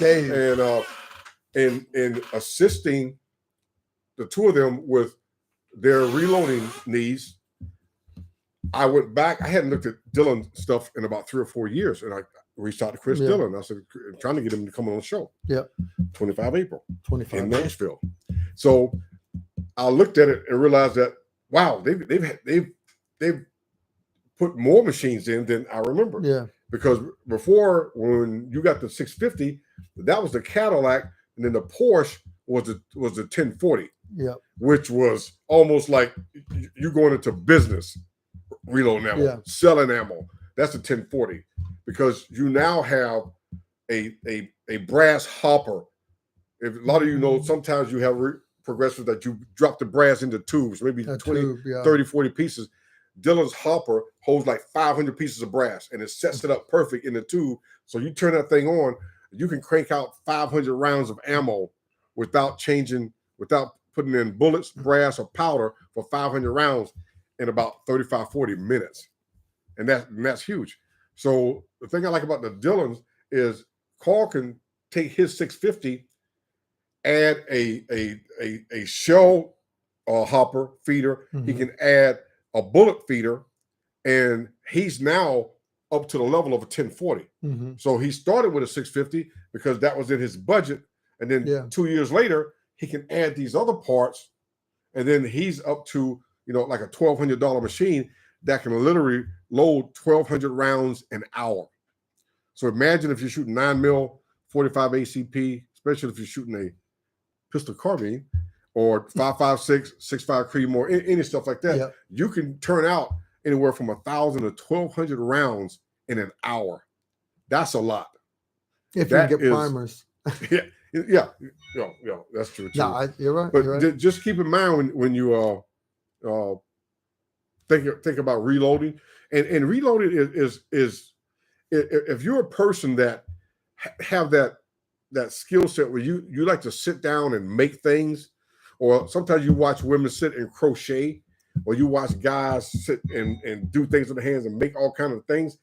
If you have that kind of mental setup, reloading is perfect for you. That's why I like a single stage, because machines, when let's say when they throw powder into the cartridge case, most of them can drop a powder load within 1/10 of a grain. Yeah. Let's say your 308, like my favorite 308 load takes 42 grains of X powder. So it basically says it's going to not miss within 1/10 of a grain on every throw, but after every 50 rounds, drop a load of powder into the case, put it back on your scale, and check if the machine is shifting a little bit. When I do that on single stage, I throw each one, measure each one. Yeah. And then if it's 1/10 or 2/10 grains off, I trickle a little bit more in, because you get into that mode like a woman crocheting something. They just into that. Their mind is into that. But at the same time, I actually use that as a single stage when I'm doing my accurate loads. Okay. Yeah. And you can do that with the progressive. Yeah. So you look at what your budget is, and then look at what's out there. And I have to emphasize this when it comes to reloading. And I discussed this with Susan, and I discussed this with John Rich and anybody else that comes to me on reloading. When you do your budget for reloading, plan for all the things that will come along with that, because most people think like, hey, I'm going to drop, $650 on a Dillon 650. I'm going to be ready to reload. No, you're not. You're not ready to reload. You have to have specific things. For one, when you set the powder hopper on a reloader, you have to, each time you set it, let's say you want to throw 45 grains of powder. Okay, you say, well, I think it's throwing 45 grains of powder. How are you going to know? You need to weigh it. So you're either going to have a beam scale weight, or most people use a digital scale. Yeah. I use digital scales, but I do have a beam scale as backup. You're going to need a set of calipers when you do your measurements on your brass. Okay, if you have to trim your brass back, you got to have calipers. When you take 1.5 brass off the range, okay, like you go out to Carl's range and everybody goes home and all that brass is laying around, you're like, woohoo, pick up all this brass, you got this big bucket of brass. Well, guess what? You're going to have to clean it. If you go to the range and somebody else is shooting, or it's a rainy day, I forgot about that. You have to have polishers in the workshop. Tumblers. Oh yeah, tumblers. Yeah. You got to have a tumbler. It's got corn cob media in it, and it's like a jewelry cleaner. Okay, you drop all your brass in there, and you put your little jewelry cleaner in your bottle of polish. You put just a little bit in, and then you got all this corn cob media, and then the machine just tumbles it around, and it cleans it all up. And you want to do that, but before you do that, de-prime it, because you also want to clean the primer pocket while that's going on. So then when you get the brass all cleaned up, then on the backside on your primer hole, you want to have a primer hole deburrer. It's like a little cutting tool. Yep. Okay, it goes into that hole and it reams it back out to where it fire formed, and it might have shrunk a little bit. So now you got to have that. Once you do that, when you get all your brass out of the tumbler, and say you do 200 rounds of 9 mil, when you get all that out, like you're sifting cat poop out of cat litter, okay? Then you got to have the little basket thing to put the brass in so you can tumble it, and all that media falls out of the brass. Yeah. So when you buy a reloader, don't think, well, I got a machine and I'm ready to go. No, you're not. And as you progress and things get better, you're always going to want that one little item, that one little extra item I got to have, like the one that does a little powder trickle. It just trickles just a little bit of powder for you. But it's fun. It's like some people can go off on a Sunday and walk around with a bag with a bunch of steel sticks in it and some little white balls, and walk around knocking the little white balls across the grass. Well, good for them.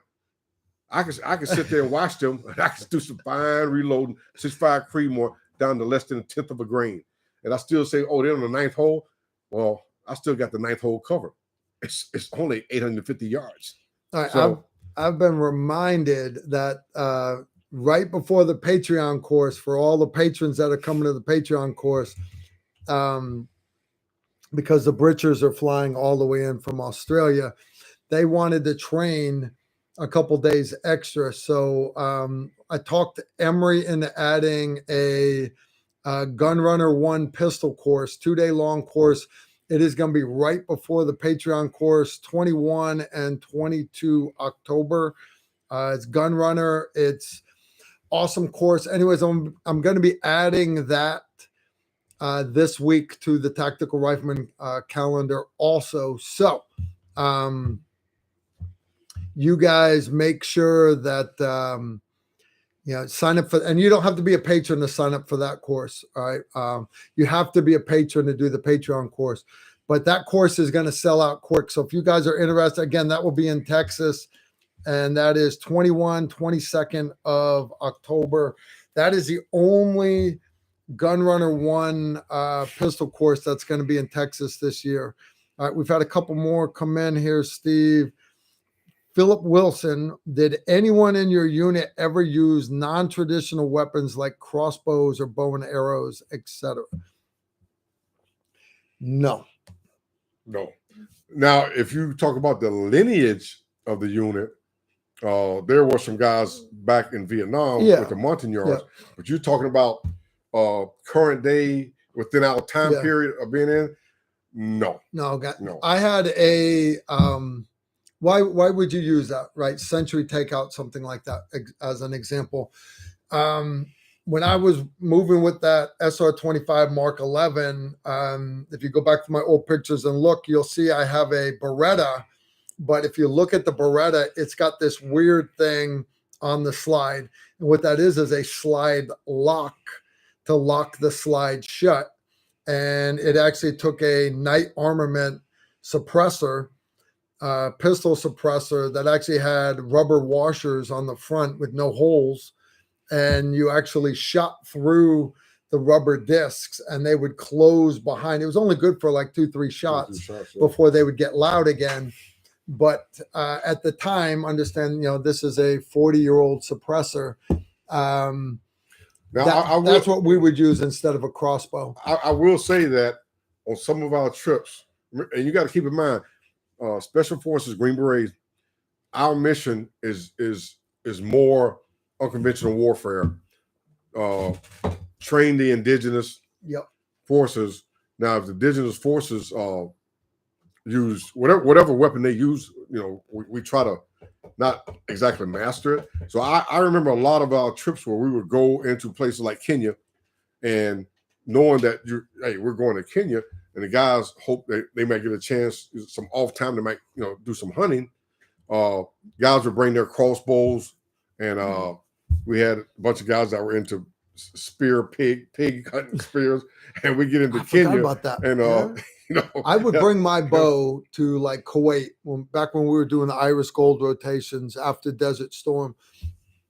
My A team would go to like Kuwait to work with like Kuwaiti commandos. I remember this one time, my A team, I had Todd Sonic, Jay Johnson was on my team, and we were working with a Kuwaiti artillery unit. But I brought my cube, the archery target. And me and Jay brought our bows because we would bow hunt when we get back. It was a summer rotation. When we got back, that was bow season for deer. So I guess as a Green Beret, I shot a compound bow in Kuwait, but not like tactical combat purposes. I've never shot anybody with a suppressed pistol either. But that doesn't mean we didn't train. Whenever we were in Kenya, guys would break out their crossbows or the compound bows, and the Kenyans would look at us like we were crazy. And they were like, what is this? What is this? They said, if we get a chance to hunt. And they says, but you have the rifle, you have the sniper rifle, you have the machine gun, because for Kenyans in the military, they augmented their rations to the troops by hunting. So they didn't want to say, hey, American, you can go out there and shoot an antelope or something like that with a crossbow. They didn't want to take chance. They needed that meat for that night. Yeah. So, but some of the guys did get a chance to go out and I'll tell you a quick story, Kenya story. We're on patrol and we were going down this one road looking for poachers, which carried AK-47s. I mean, this is serious business. So we're in this brush island. As it's, it gets dark, we move in, set up, and about, I don't know, 8 or 9 o'clock, we hear something coming in behind us. And the Kenyans, they're not moving. So we're laying there, because normally when you hear something running behind you, you want to turn, but they didn't move, we didn't move. And one of our Como guys, he goes, "What was that?" And the Kenyan goes, "That was the antelope running through the bushes." And he goes, "Okay." And about maybe 40 seconds later, you hear the sound, but it's weight. It's not like the antelope. You can hear him galloping, but you hear something moving, but it's weight, but it's quiet. And the guy goes, "What was that?" He goes, "That is the lion chasing the antelope."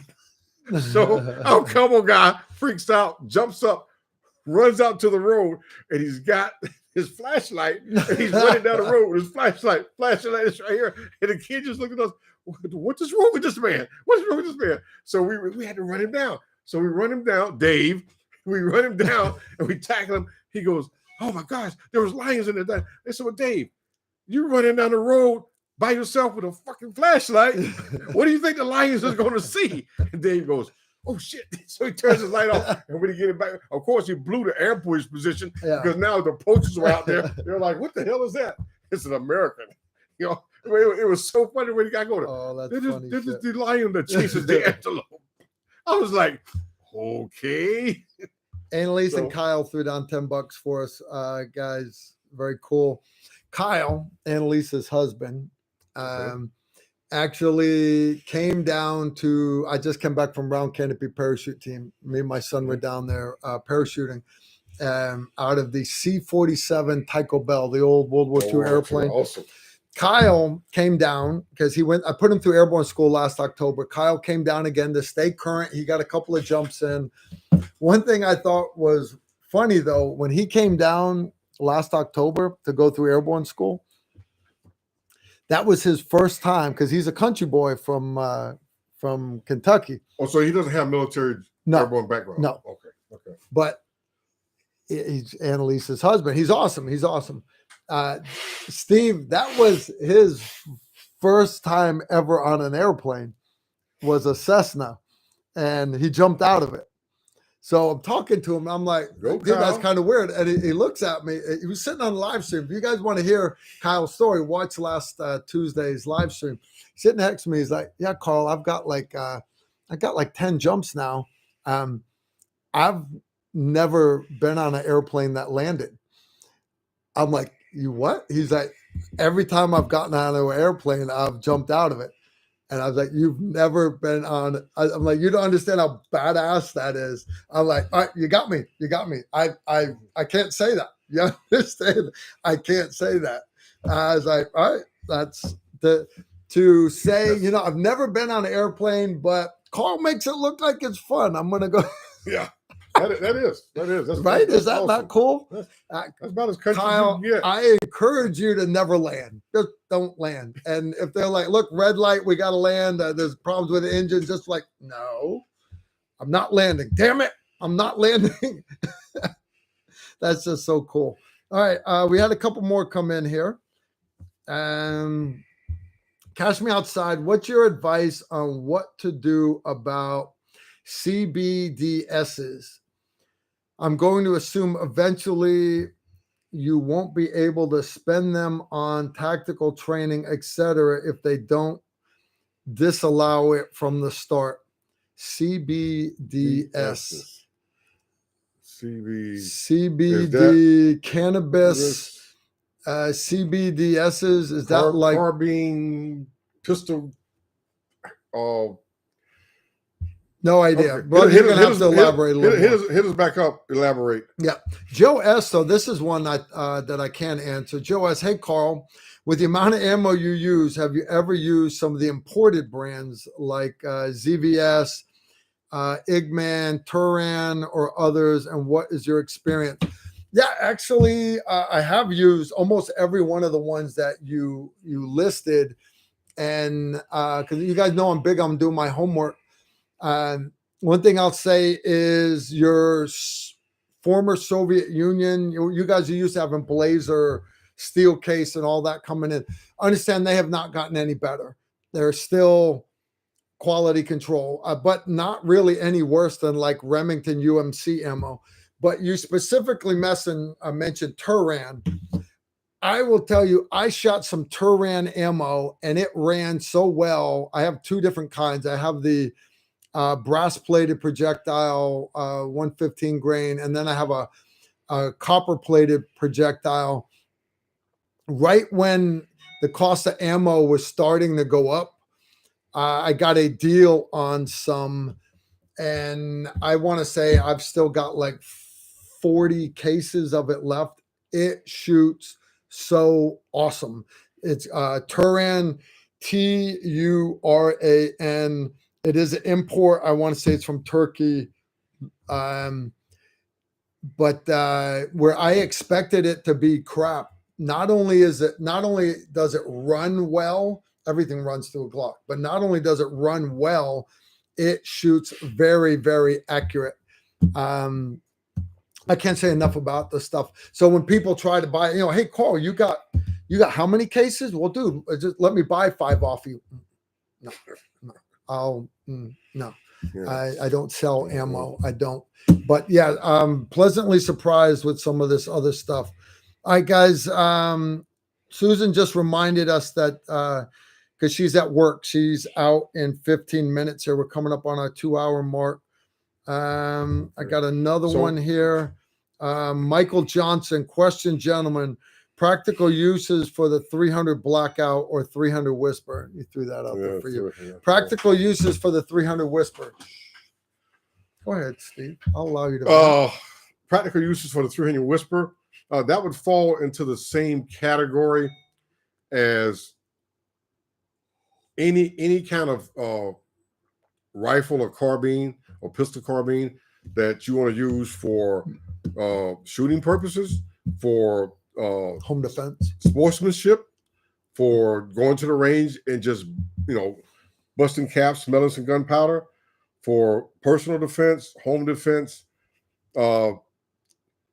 It's not quite in the same category as 5.56. It's more down into like the old M1 carbine. If you look at the ballistics, the size of the bullets, the weight, and everything else, because you got a 5.56 case necked up to the 30 caliber, you're really taking up a lot of powder space.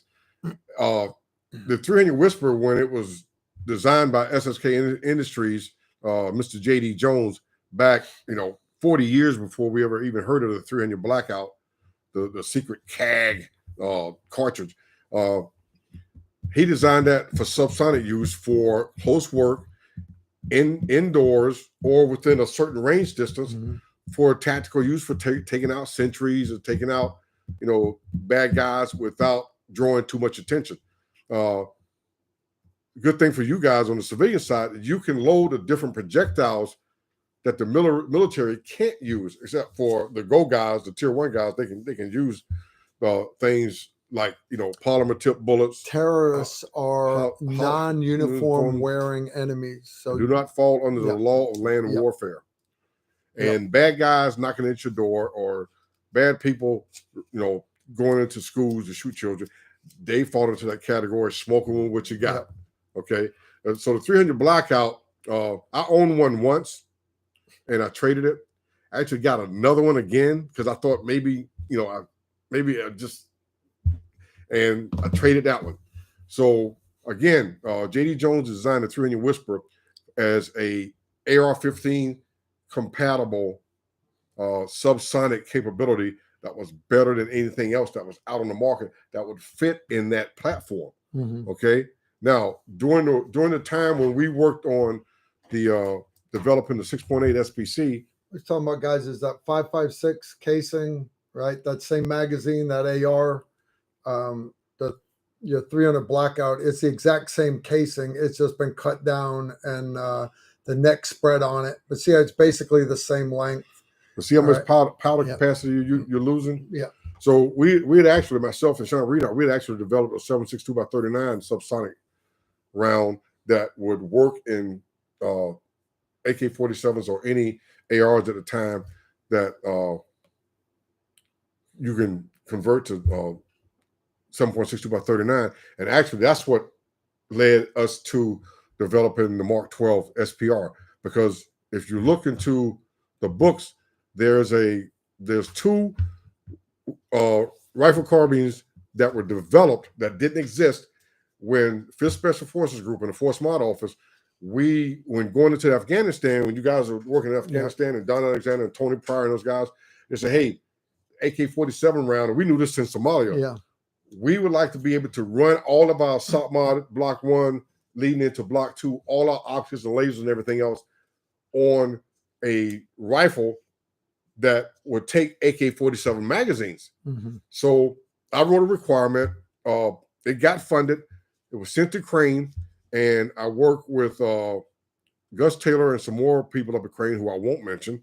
And shame there were two shame on you. Based on that contract, the contract was awarded to one company, okay?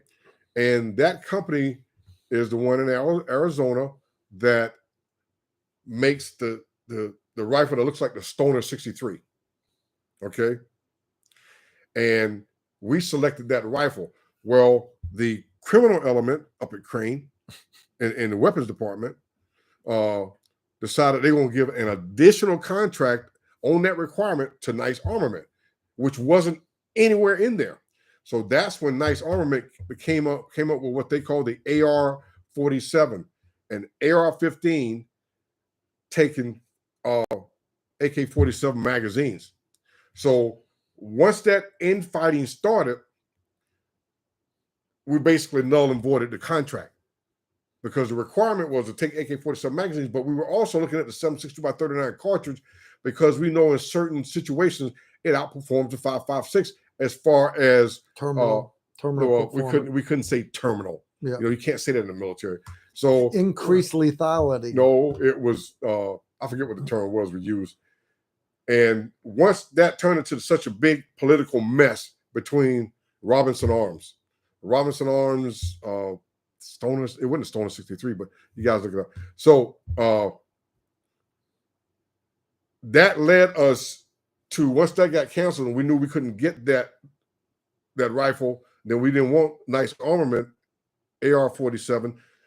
We went back and I said, if we can't get the 7.62 by 39, then I'm going to design a cartridge. And that's when I designed the 6.8 SBC, which actually started off as a 25. Then we went to 6.5. Then we went to 7mm and 30. Then we went back to the 270, which is a 6.8, and that became the 6.8 SBC. And then the rifle part is when I worked with the AMU and I developed the Mark 12 SPR. Now, if you look in a lot of the Wikipedia and all these other books, you'll see Precision Reflex designed the SPR. Precision Reflex then designed SQUAT. Precision Reflex, under that contract, they did exactly what Master Sergeant Holland told them to do under that contract. You will make this. I would draw things up and said, okay, I want this. Because at that time, they were only Precision Reflex. They made reflex sights, okay? You don't go from being in a building that looks like a Quaker State oil change facility on the side of the road to 50,000 square feet overnight, okay? That doesn't happen unless someone's there directing you to what you need to do to meet this unit's requirements, okay? So Dave Dunlap would come down to Fort Campbell all the time and deliver the parts that I designed, and then all the guys in our armor shop would retrofit them. And then one time when we went to the 16.5-inch barrel, which they called a Mod H, I had them actually drive the whole crew from New Bremen, Ohio, and we retrofitted all the guns right there at the ISOFAC, and we pushed them out overseas. So the 300 Blackout and the 300 Whisper is not quite as efficient as an AK-47 round, because you're looking at the difference in bullet weight, which AK-47 is normally 123 grain bullet, and the Blackout Whisper is normally a 110 at a slower velocity. So there's Rock River Arms makes an AR-15 that takes AK-47 magazines, and I'm a big fan of the Mark 43 round, which is 7.62 by 39 round, 123 grains. That's all over the world. I'm not a fan of the AK-47 format. It just doesn't fit me.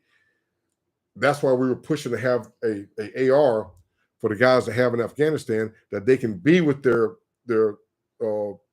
Afghan partners, the warlords, and use their magazines and their ammo, but be able to use the red dots, the day optics, the night sights, the lights, the lasers, the it pills, and all that other stuff.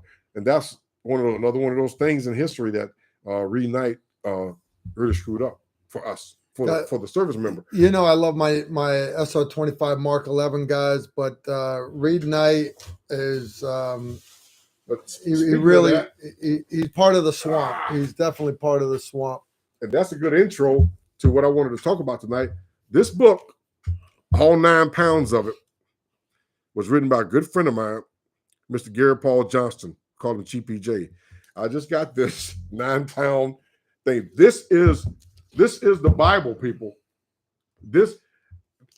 I know a lot, and given the right circumstances, I can get it out off the top of my head if you ask me. There's things in here that I didn't know. He covers everything you could ever want to know about every rifle, every cartridge, you name it. The history. He goes back to, I have variants of every country with their primary weapons. They have variants in here that even some of the people in the military didn't know about, that they developed. Everybody's in here. Eugene Stoner, Kalashnikov, of course, John Browning, Mr. Garand, you name it. There's even a couple of pages in here with a guy that you might have heard about. His name is Steve Holland. That motherfucker. I was like, yeah, we got Steve Holland in here. We gotta take a look at this. Did they actually mention you in there? No. There's work in here on the Mark 12 SPR. Except Gary made a little error because he said Precision Reflex designed the SPR. They didn't. They did the contract work. They were hired to make certain parts, like the front sight, the charging handle, the free float tube, because all the work was myself and Chris Murray down at the AMU. But back when he was doing the book, he said, "Hey man," I said, "Gary, I'm in the military, so I can't really, have you, say that, I designed this, I designed that, because they don't really like that. But then I found out, hey man, I should have been a Navy SEAL. I could talk shit and have a movie made. But with our culture, it was always, you got to be the quiet professional. Yeah. Oh yeah. Right. Okay. I got you. I hear you. So when it talks about cartridges, firearms, you name it, it's in here. SOP mod block 1, block 2. You guys asked about that. It's in here.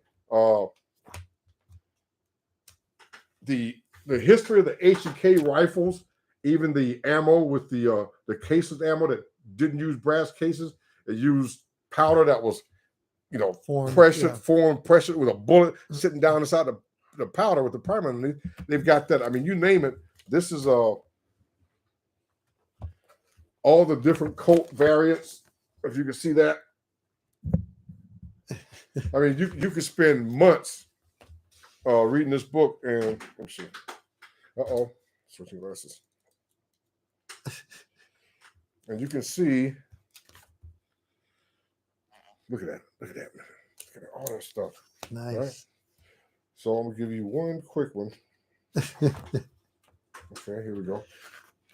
Well, he's looking for that one. Catch me outside. Here we go.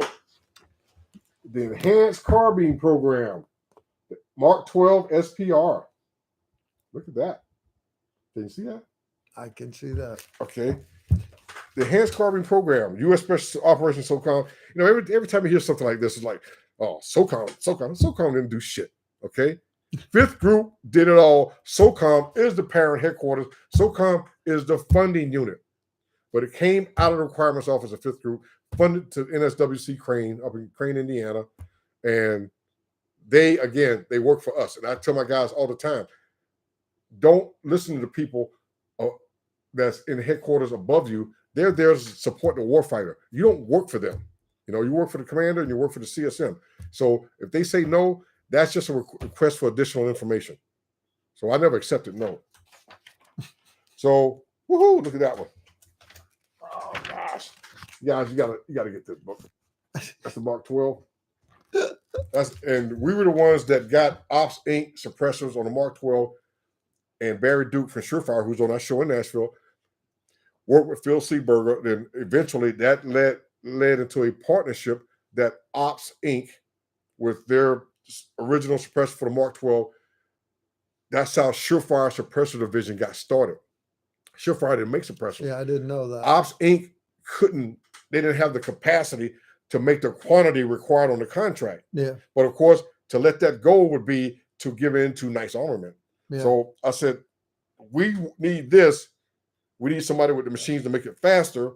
Ops Inc. was in California, not even 60 miles from Surefire. I said, you guys have to talk it out. You have to work. I can't get involved in that. Yeah. And before you know it, Surefire Suppressor Division was formed. There you go.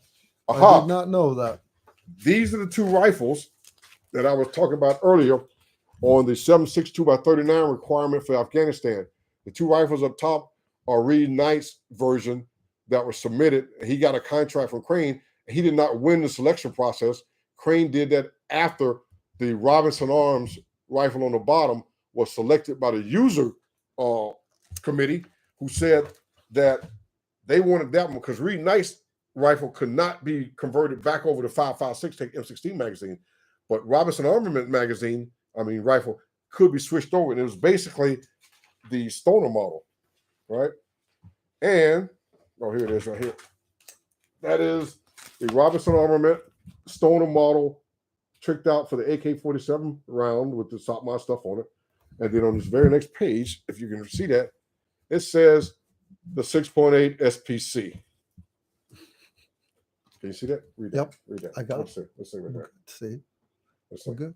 The 6.8 by 43 millimeter Remington special purpose cartridge. Nice. Guys, Robinson Arms got screwed. They really did. Yeah, without a doubt. What does it say? First paragraph right there. What does it say? Blah blah blah. Master Sergeant Steve J. Holland, 5th Group U.S. Special Forces. Yeah, dude, Steve's mentioned by name in this one. He really is. Very cool, Steve. I'm glad to see you getting at least a little bit of credit for it. I mean, it's not just me. I mean, we do nothing by ourselves. Yeah. I mean, I had Chris Murray from the Army Marksmanship Unit on the Mark 12 design because one of the stories that isn't known is the AMU had figured out how to free float the barrel on an M16A2 because the AMU is required to compete with the firearms that the military uses. They can't go and say, hey, the Army's got the M9 Beretta pistol, but we're going to have all our pistol shooters shoot Pardinis. They can't do that. They have to shoot the standard service weapon. So they took the M9 and everybody's like, there's no way you can make the M9 accurate. There's no way. It's just a piece of, but they did. Man, I can't think of his name, the gunsmith, their pistol smith. This guy was a genius. So with their service rifles, like you see the guys competing at Camp Perry, and the M16A2 was the service rifle. Their service rifles, if you take the M16A2 handguards off, you'll see a stainless steel tube coming off the barrel nut that was there to hold the two handguards. The handguards and the regular handguard cap attached to the front sight post on the M16A2 was not there. So they had a tube over the barrel up to the front sight post. Then the handguards went on, but they never contacted the barrel. They free floated it. And I would go to Camp Perry and work with them on how to free float our barrels, how to use the Mark 262 77 grain ammunition, and basically get it past the law of land warfare rules, which I work with the judge advocate. And Chris Murray and I would sit down and say, okay, I can't use the M16A2 handguards. I need to be able to put the stop mod kit on the rifles. So we worked it out to free float it. Precision Reflex was doing, I think they had like an aluminum tube that was whatever it was. And I said, no, I want to go with carbon fiber. I want to go with the 1913 rails. I want to take the front sight post off because it's blocking all the optics. Mm-hmm. And that's when I came up with the folding front sight. We were running the Ops Inc. suppressors, transition to the Surefire suppressors, and that's why I came up with the M84 charging handle to vent the gas from the suppressor blowback away from the shooter's eyes. So nothing they did was by their brilliant design. It was like, okay, here's what I need you to do. Okay. And then when we went to the Mod H after Afghanistan the second time in Iraq, the guy said, we love the Mark 12, but some of us aren't designated marksmen. Some of us don't want the long one. So I said, well, okay, we just drop it back down to 16 and a half inches. And one of the things I learned from Mark Westerman, Armorlight, is the dwell time in front of the gas port on an M16 is very, very important. You do that to the M4 and you throw things off, because when you cut the barrel, a lot of guys do this, cut the barrel back from, let's say, the flash hider, closer, you're changing that dwell time. That's why the guns are running so fast. You have to retain the 5 inches of dwell time in front. So what I did with the 16 and a half inch barrel, I couldn't go with the standard full-length gas tube, and the short one wasn't giving us enough volume, and we tested this quite often. So we came up with the 10-inch gas tube, mid-length gas tube, and that's what we did with the Mod H, and that's the way that whole program was put together. In between us, building and figuring out miniguns and Hellfighter. Steve was busy, guys. Steve was real busy. It was like I said, my assignment was a 2-year assignment. I was there for 12 years. So I kind of had an insight on all the people in the different program departments. I knew who were the right people to go to that would support the warfighter, and who were the right people not to go to, and they wanted to support graft and spending and under the table taking care of your buddies. It took me 4 years out of 12 years to figure it out. And once I figured it out, we got rolling. That's why they said, hey, you can't put miniguns on trucks. I said, what are you talking about? Wick Marsh just killed a bunch of bad guys in the job. It's on a truck. It works. So they're like, you're under arrest. No, not really. Yes, they did. No, they didn't. We were talking earlier about CBDC, which they elaborated. What they're talking about is the central bank digital currency. Yeah, my wife was venting about it earlier too, because it's made the news. Guys, right, the digital currency, Bitcoin and everything has been out for a while. And I understand I have a background in the military, yes. But the cool part about that is from time to time, I would do classes with rich guys. And a couple of times I've done what's called the Special Operations Experience. We would bring rich guys in down there in Memphis, and it's always different groups of rich guys. Sometimes they're from Hollywood, sometimes they're from wherever. But anyways, I've become friends with a bunch of well-to-do people, and there's this one particular group. It was a big thing it was a fundraiser for Navy SEAL Foundation. I support SEALs like I support everybody else. If I got to play volleyball, I want SEALs on my team. Say that again. What? You raise what? For who? It was a fundraiser for the Navy SEAL Foundation. Okay. Anyways, I'm getting paid fat cash to be the lead instructor there. Oh, you were getting paid? Oh, yeah. Okay, I'm back. Yeah. Okay. Right, so you get some Bitcoins? No, not Bitcoin. Anyways, some of the guys, and we do high explosives and driving on the tracks and shooting machine guns, CQB with Sims in the shootouts. Have a good time. We have a great time. I got to be good friends with some of these guys, and they're on Wall Street. And is there a potential here for all this government-controlled digital currency to screw people over? Yeah, it's there. Is it possible? Yes, it is. Just like EMP, but from them, this is from them up on Wall Street. They're like, stay away from the digital currency, and they're not worried about it right now. They're not. Is it going to be a problem down the road? Yeah, of course. Eventually, you're going to have the one world order for the whole planet, and That's just how it'll be. It'll be probably right after World War III, where the whole world comes together. And, when we're down to 500 million people left on the planet, they will all be under a one world government. But not tomorrow, guys. It's not going to happen tomorrow. It's not. All right.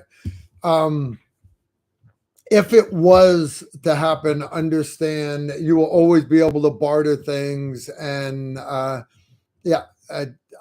like the fact that I don't live in a city, but there's a lot of people that live in the cities that like not having to carry a wallet. They don't, you understand, a lot of them don't carry a wallet. They literally walk up to the counter at Starbucks and they tap their phone to it to pay. All right. They don't use any cash. They use digital money already. So, is the government going to control stuff down the road? Please don't get that upset about it, guys. Don't put all your eggs in one basket. All right. Silver, gold, ammo. I'm big on precious metals. Ammo, silver, gold. Those are the three most important precious metals on the planet, guys. Yeah, without a doubt. Let's see. Semper Paratus, last live stream we talked about, he was looking at going with an AR-10 versus an M1A for his first 308 gas gun. And we convinced him to go with the AR-10. That's awesome. But then now he's asking this week, what glass would you recommend? Dude, it depends what your mission is. You can go with a 1 to 8, a 1 to 10. You can go with a 3.5 to 10. On a 308 gas gun, you don't need a 25x scope. The smaller you go, the lighter your weapon's going to be, and you're going to want to keep it as light as possible. The problem with your low power variable optics, guys, this is a 1 to 8 right here, and it's a nice scope. Dial it all the way to 1x.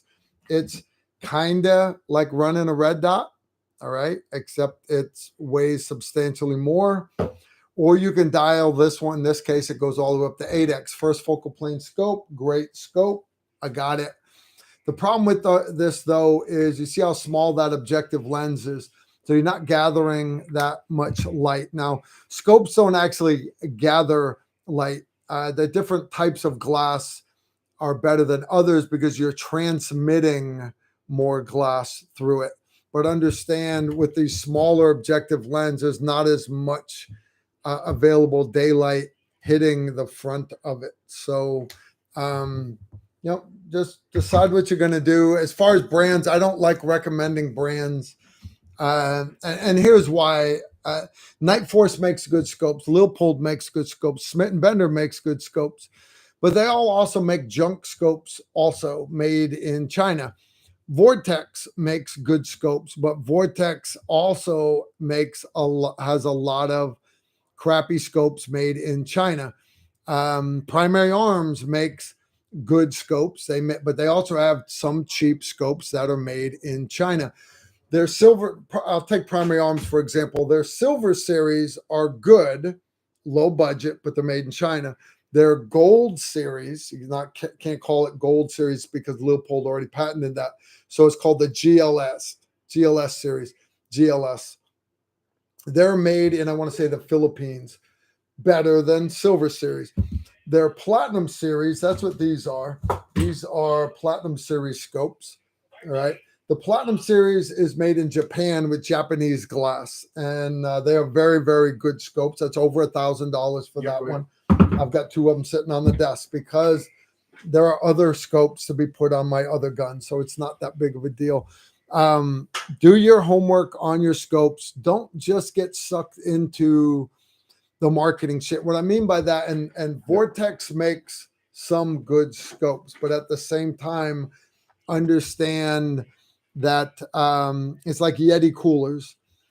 There are rednecks that have the word Yeti across the back of their pickup truck. Why? Because marketing.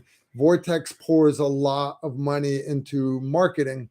They have good scopes, but not all of their scopes are top of the line. So do your homework, get the best glass that you can afford. That's what I'm always going to tell you. Without a doubt.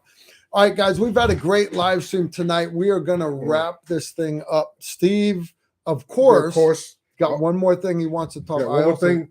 Okay. This is Gary Paul Johnston. He is one of the authors of this book. Gary, say hello. Hey, how you doing, man? No, you're speaking to everybody on the live stream. Okay. You have 223 people watching you. Is there anything particular you want us to tell them about your book? Well, I mentioned to you, I think, or emailed it, that now you can get the book from Amazon they'll send it to your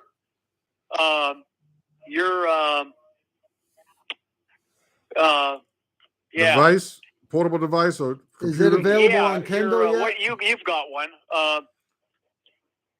They'll send it to a Mac computer, and it's $15, and you get the whole book right there. You can plug it in.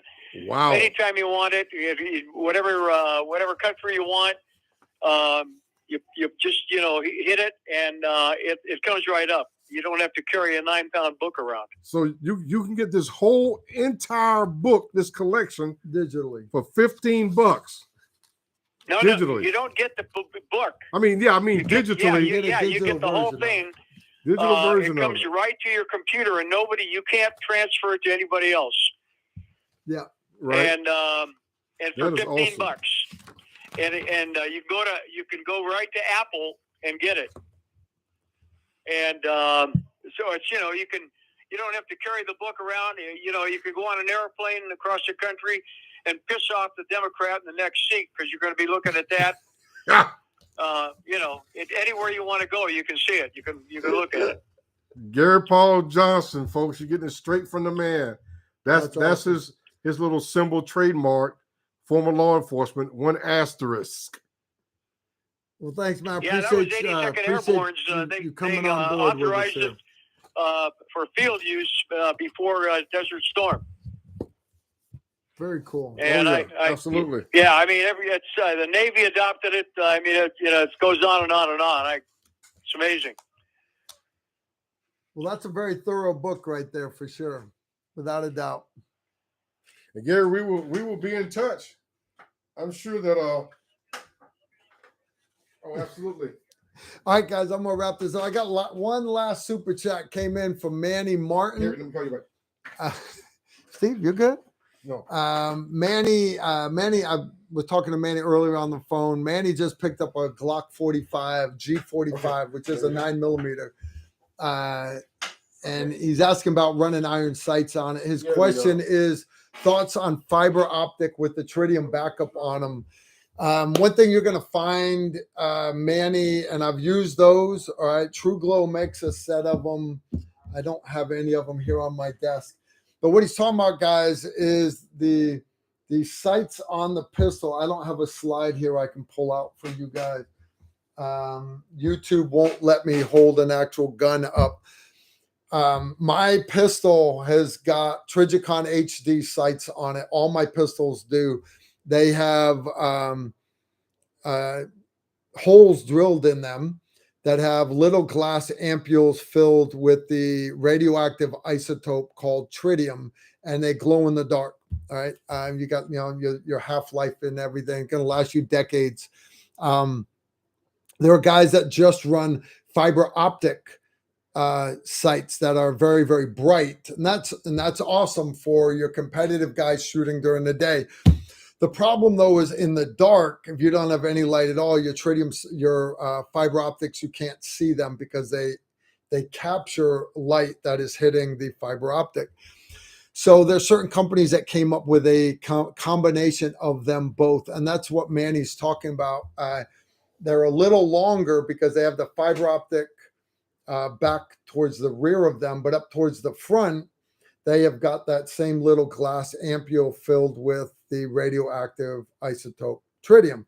So when there's no light hitting the fiber optic, it's still being illuminated a little bit by the tritium.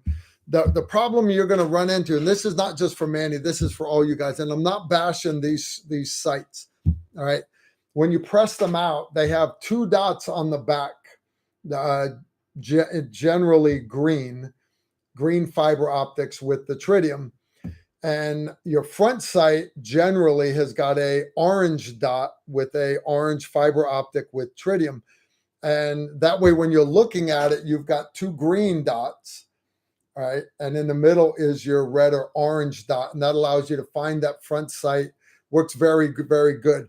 The problem with that is they're not side by side. Your front sight is actually on his pistol 6 inches further away because it has the same length slide as a Glock 19.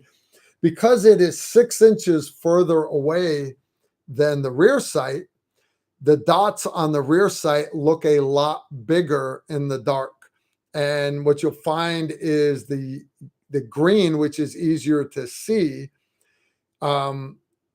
ends up being so bright that it makes it hard for you to find the red front sight, Manny. So how do we get over this? The rear sights are too bright, and you need to be able to find that front sight. You'll hear people say front sight, front sight, front sight. There's actually schools named front sight. So Manny, if that's what you decide to go with, it's not what I use. I use sights called Trijicon HD. It has a big bright orange dot in the front with tritium. But what you can do, if those are the only sights you have, you can take black fingernail polish and just put it on the fiber optic, the fiber on the rear sight. They're still going to glow during the day and at night, just not as bright. And your front sight will be a lot brighter because it's not covered at all. So anyways, it's called literally black fingernail polish like you get from Hot Topic. You back, Steve? I'm back. Okay. Gary was telling me that they have the new version of the world's assault rifles coming out, which, like you said, this one stopped right a little bit past Desert Storm. The new one takes us all the way up to today. Nice. So we should wait for the newer one. When does that one come out? The newest edition. He said soon. Soon. Right. Very soon. So don't buy it yet. Wait till Steve comes back to you with the date. When this was already out digitally for $15. Yeah. The digital version of the new one might not be another year or two. You're right. So, but this just me reading some of the things that they outline in here with the developments of the H&K is amazing. Yeah. You know, it's just absolutely amazing. Because I remember all that stuff. Yeah. Because I was a big fan of the H&K rifles when they were going for the objective individual combat system. Yep. And I remember when they stopped it, and I was at Crane, and remember the optics on the OICW, which is a G36, with all the optics and everything else, and folding stock piston gun, and weighed like 5 pounds. Yeah. The optics on top was one of the most beautiful German day optics, like, you know, Collis and what's those other German optics? But it had the lasers. Schmidt and Bender and the rest of them. They had Swarovski. Swarovski. Yeah. And they had the lasers, the day laser and the IR and everything else built underneath the day optic on top of the rifle. It was beautiful. I was at Crane, and they had all these on this conveyor belt, and they was going into the machine, and it was crushing them.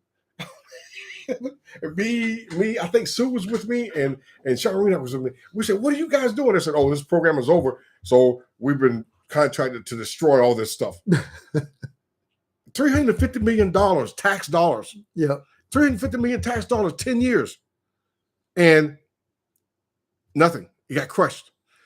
Mark 12 SPR, 6-point SPC, initially might have been $5K. $350 million. You know what we could have done with $350 million? You know what we could have done? You wouldn't be hearing about ISIS and stuff like that. ISIS would have been was okay, but $350 million to work with.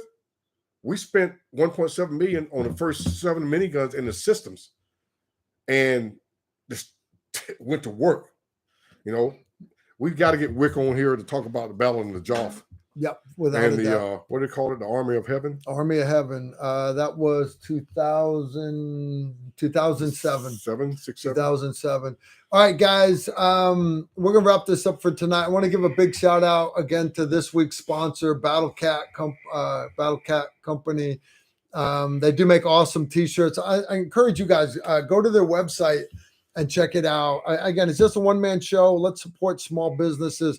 They're supporting this live stream, and he's got some really awesome T-shirts. I mean, you can get the same logos on hats, patches, stickers, and stuff, but I like some cool. I know all you guys ever see me in our Tactical Rifleman T-shirts, but that's I don't wear them off duty. I really don't. I want to give a big thanks again to our moderators, everybody that came down to Round Canopy Parachute Team.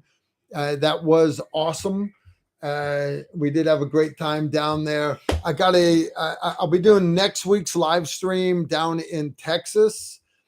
Next Tuesday, I'll be doing it from the bunkhouse at Beaumont Ranch. Me and Emery are going to be down there teaching classes. Oh, wow. I got them to cut me a deal if we stay in the bunkhouse. Now, the week after that, 11 April, I am going to have a guy here. Hopefully, Steve can make that when we're back here. But I've got a guy coming in. His name's Dave Figgins, and he's from a nonprofit that's called First or Die. But the or is not spelled O-R, it's spelled O-A-R.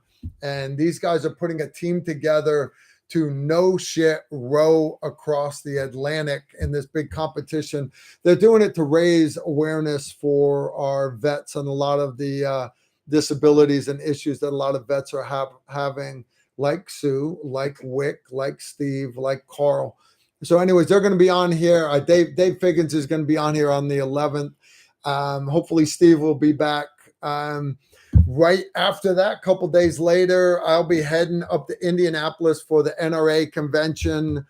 Yes, guys, I know a lot of you don't like the NRA. I don't care. I support the NRA. I support Gun Owners of America. I support NAGR.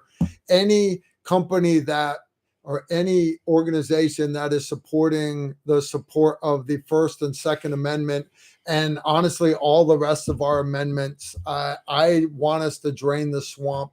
And they want you guys to be infighting and not getting along. So the guys bashing the NRA swear by the GOA, and the guys that support the NRA and are bashing the GOA, all you're doing is helping the bad guys. So anyways, I'm going to the NRA convention. If you're going to be there, please stop me in the hallway and we'll get a cup of coffee or something. If nothing else, we'll get a picture together. Going to be a great, great time. Our whole calendar is up on tacticalrifleman.com for all the rest of 2023. I've got a lot of slots left for good courses. Again, Gun Runner Carbine is 15-16 April. Emery needs to fill that class. He really does. It's going to be awesome. I've got low light, no light shooting coming up at the Louisville Armory in July. I've got high risk travel, high risk concealed carry, Tactical Precision Rifle 101, bunch of great courses coming up. You guys can check them out on our calendar. It is going to be totally badass. So anyways, thanks for hanging out. Steve, last parting words of wisdom for the asylum.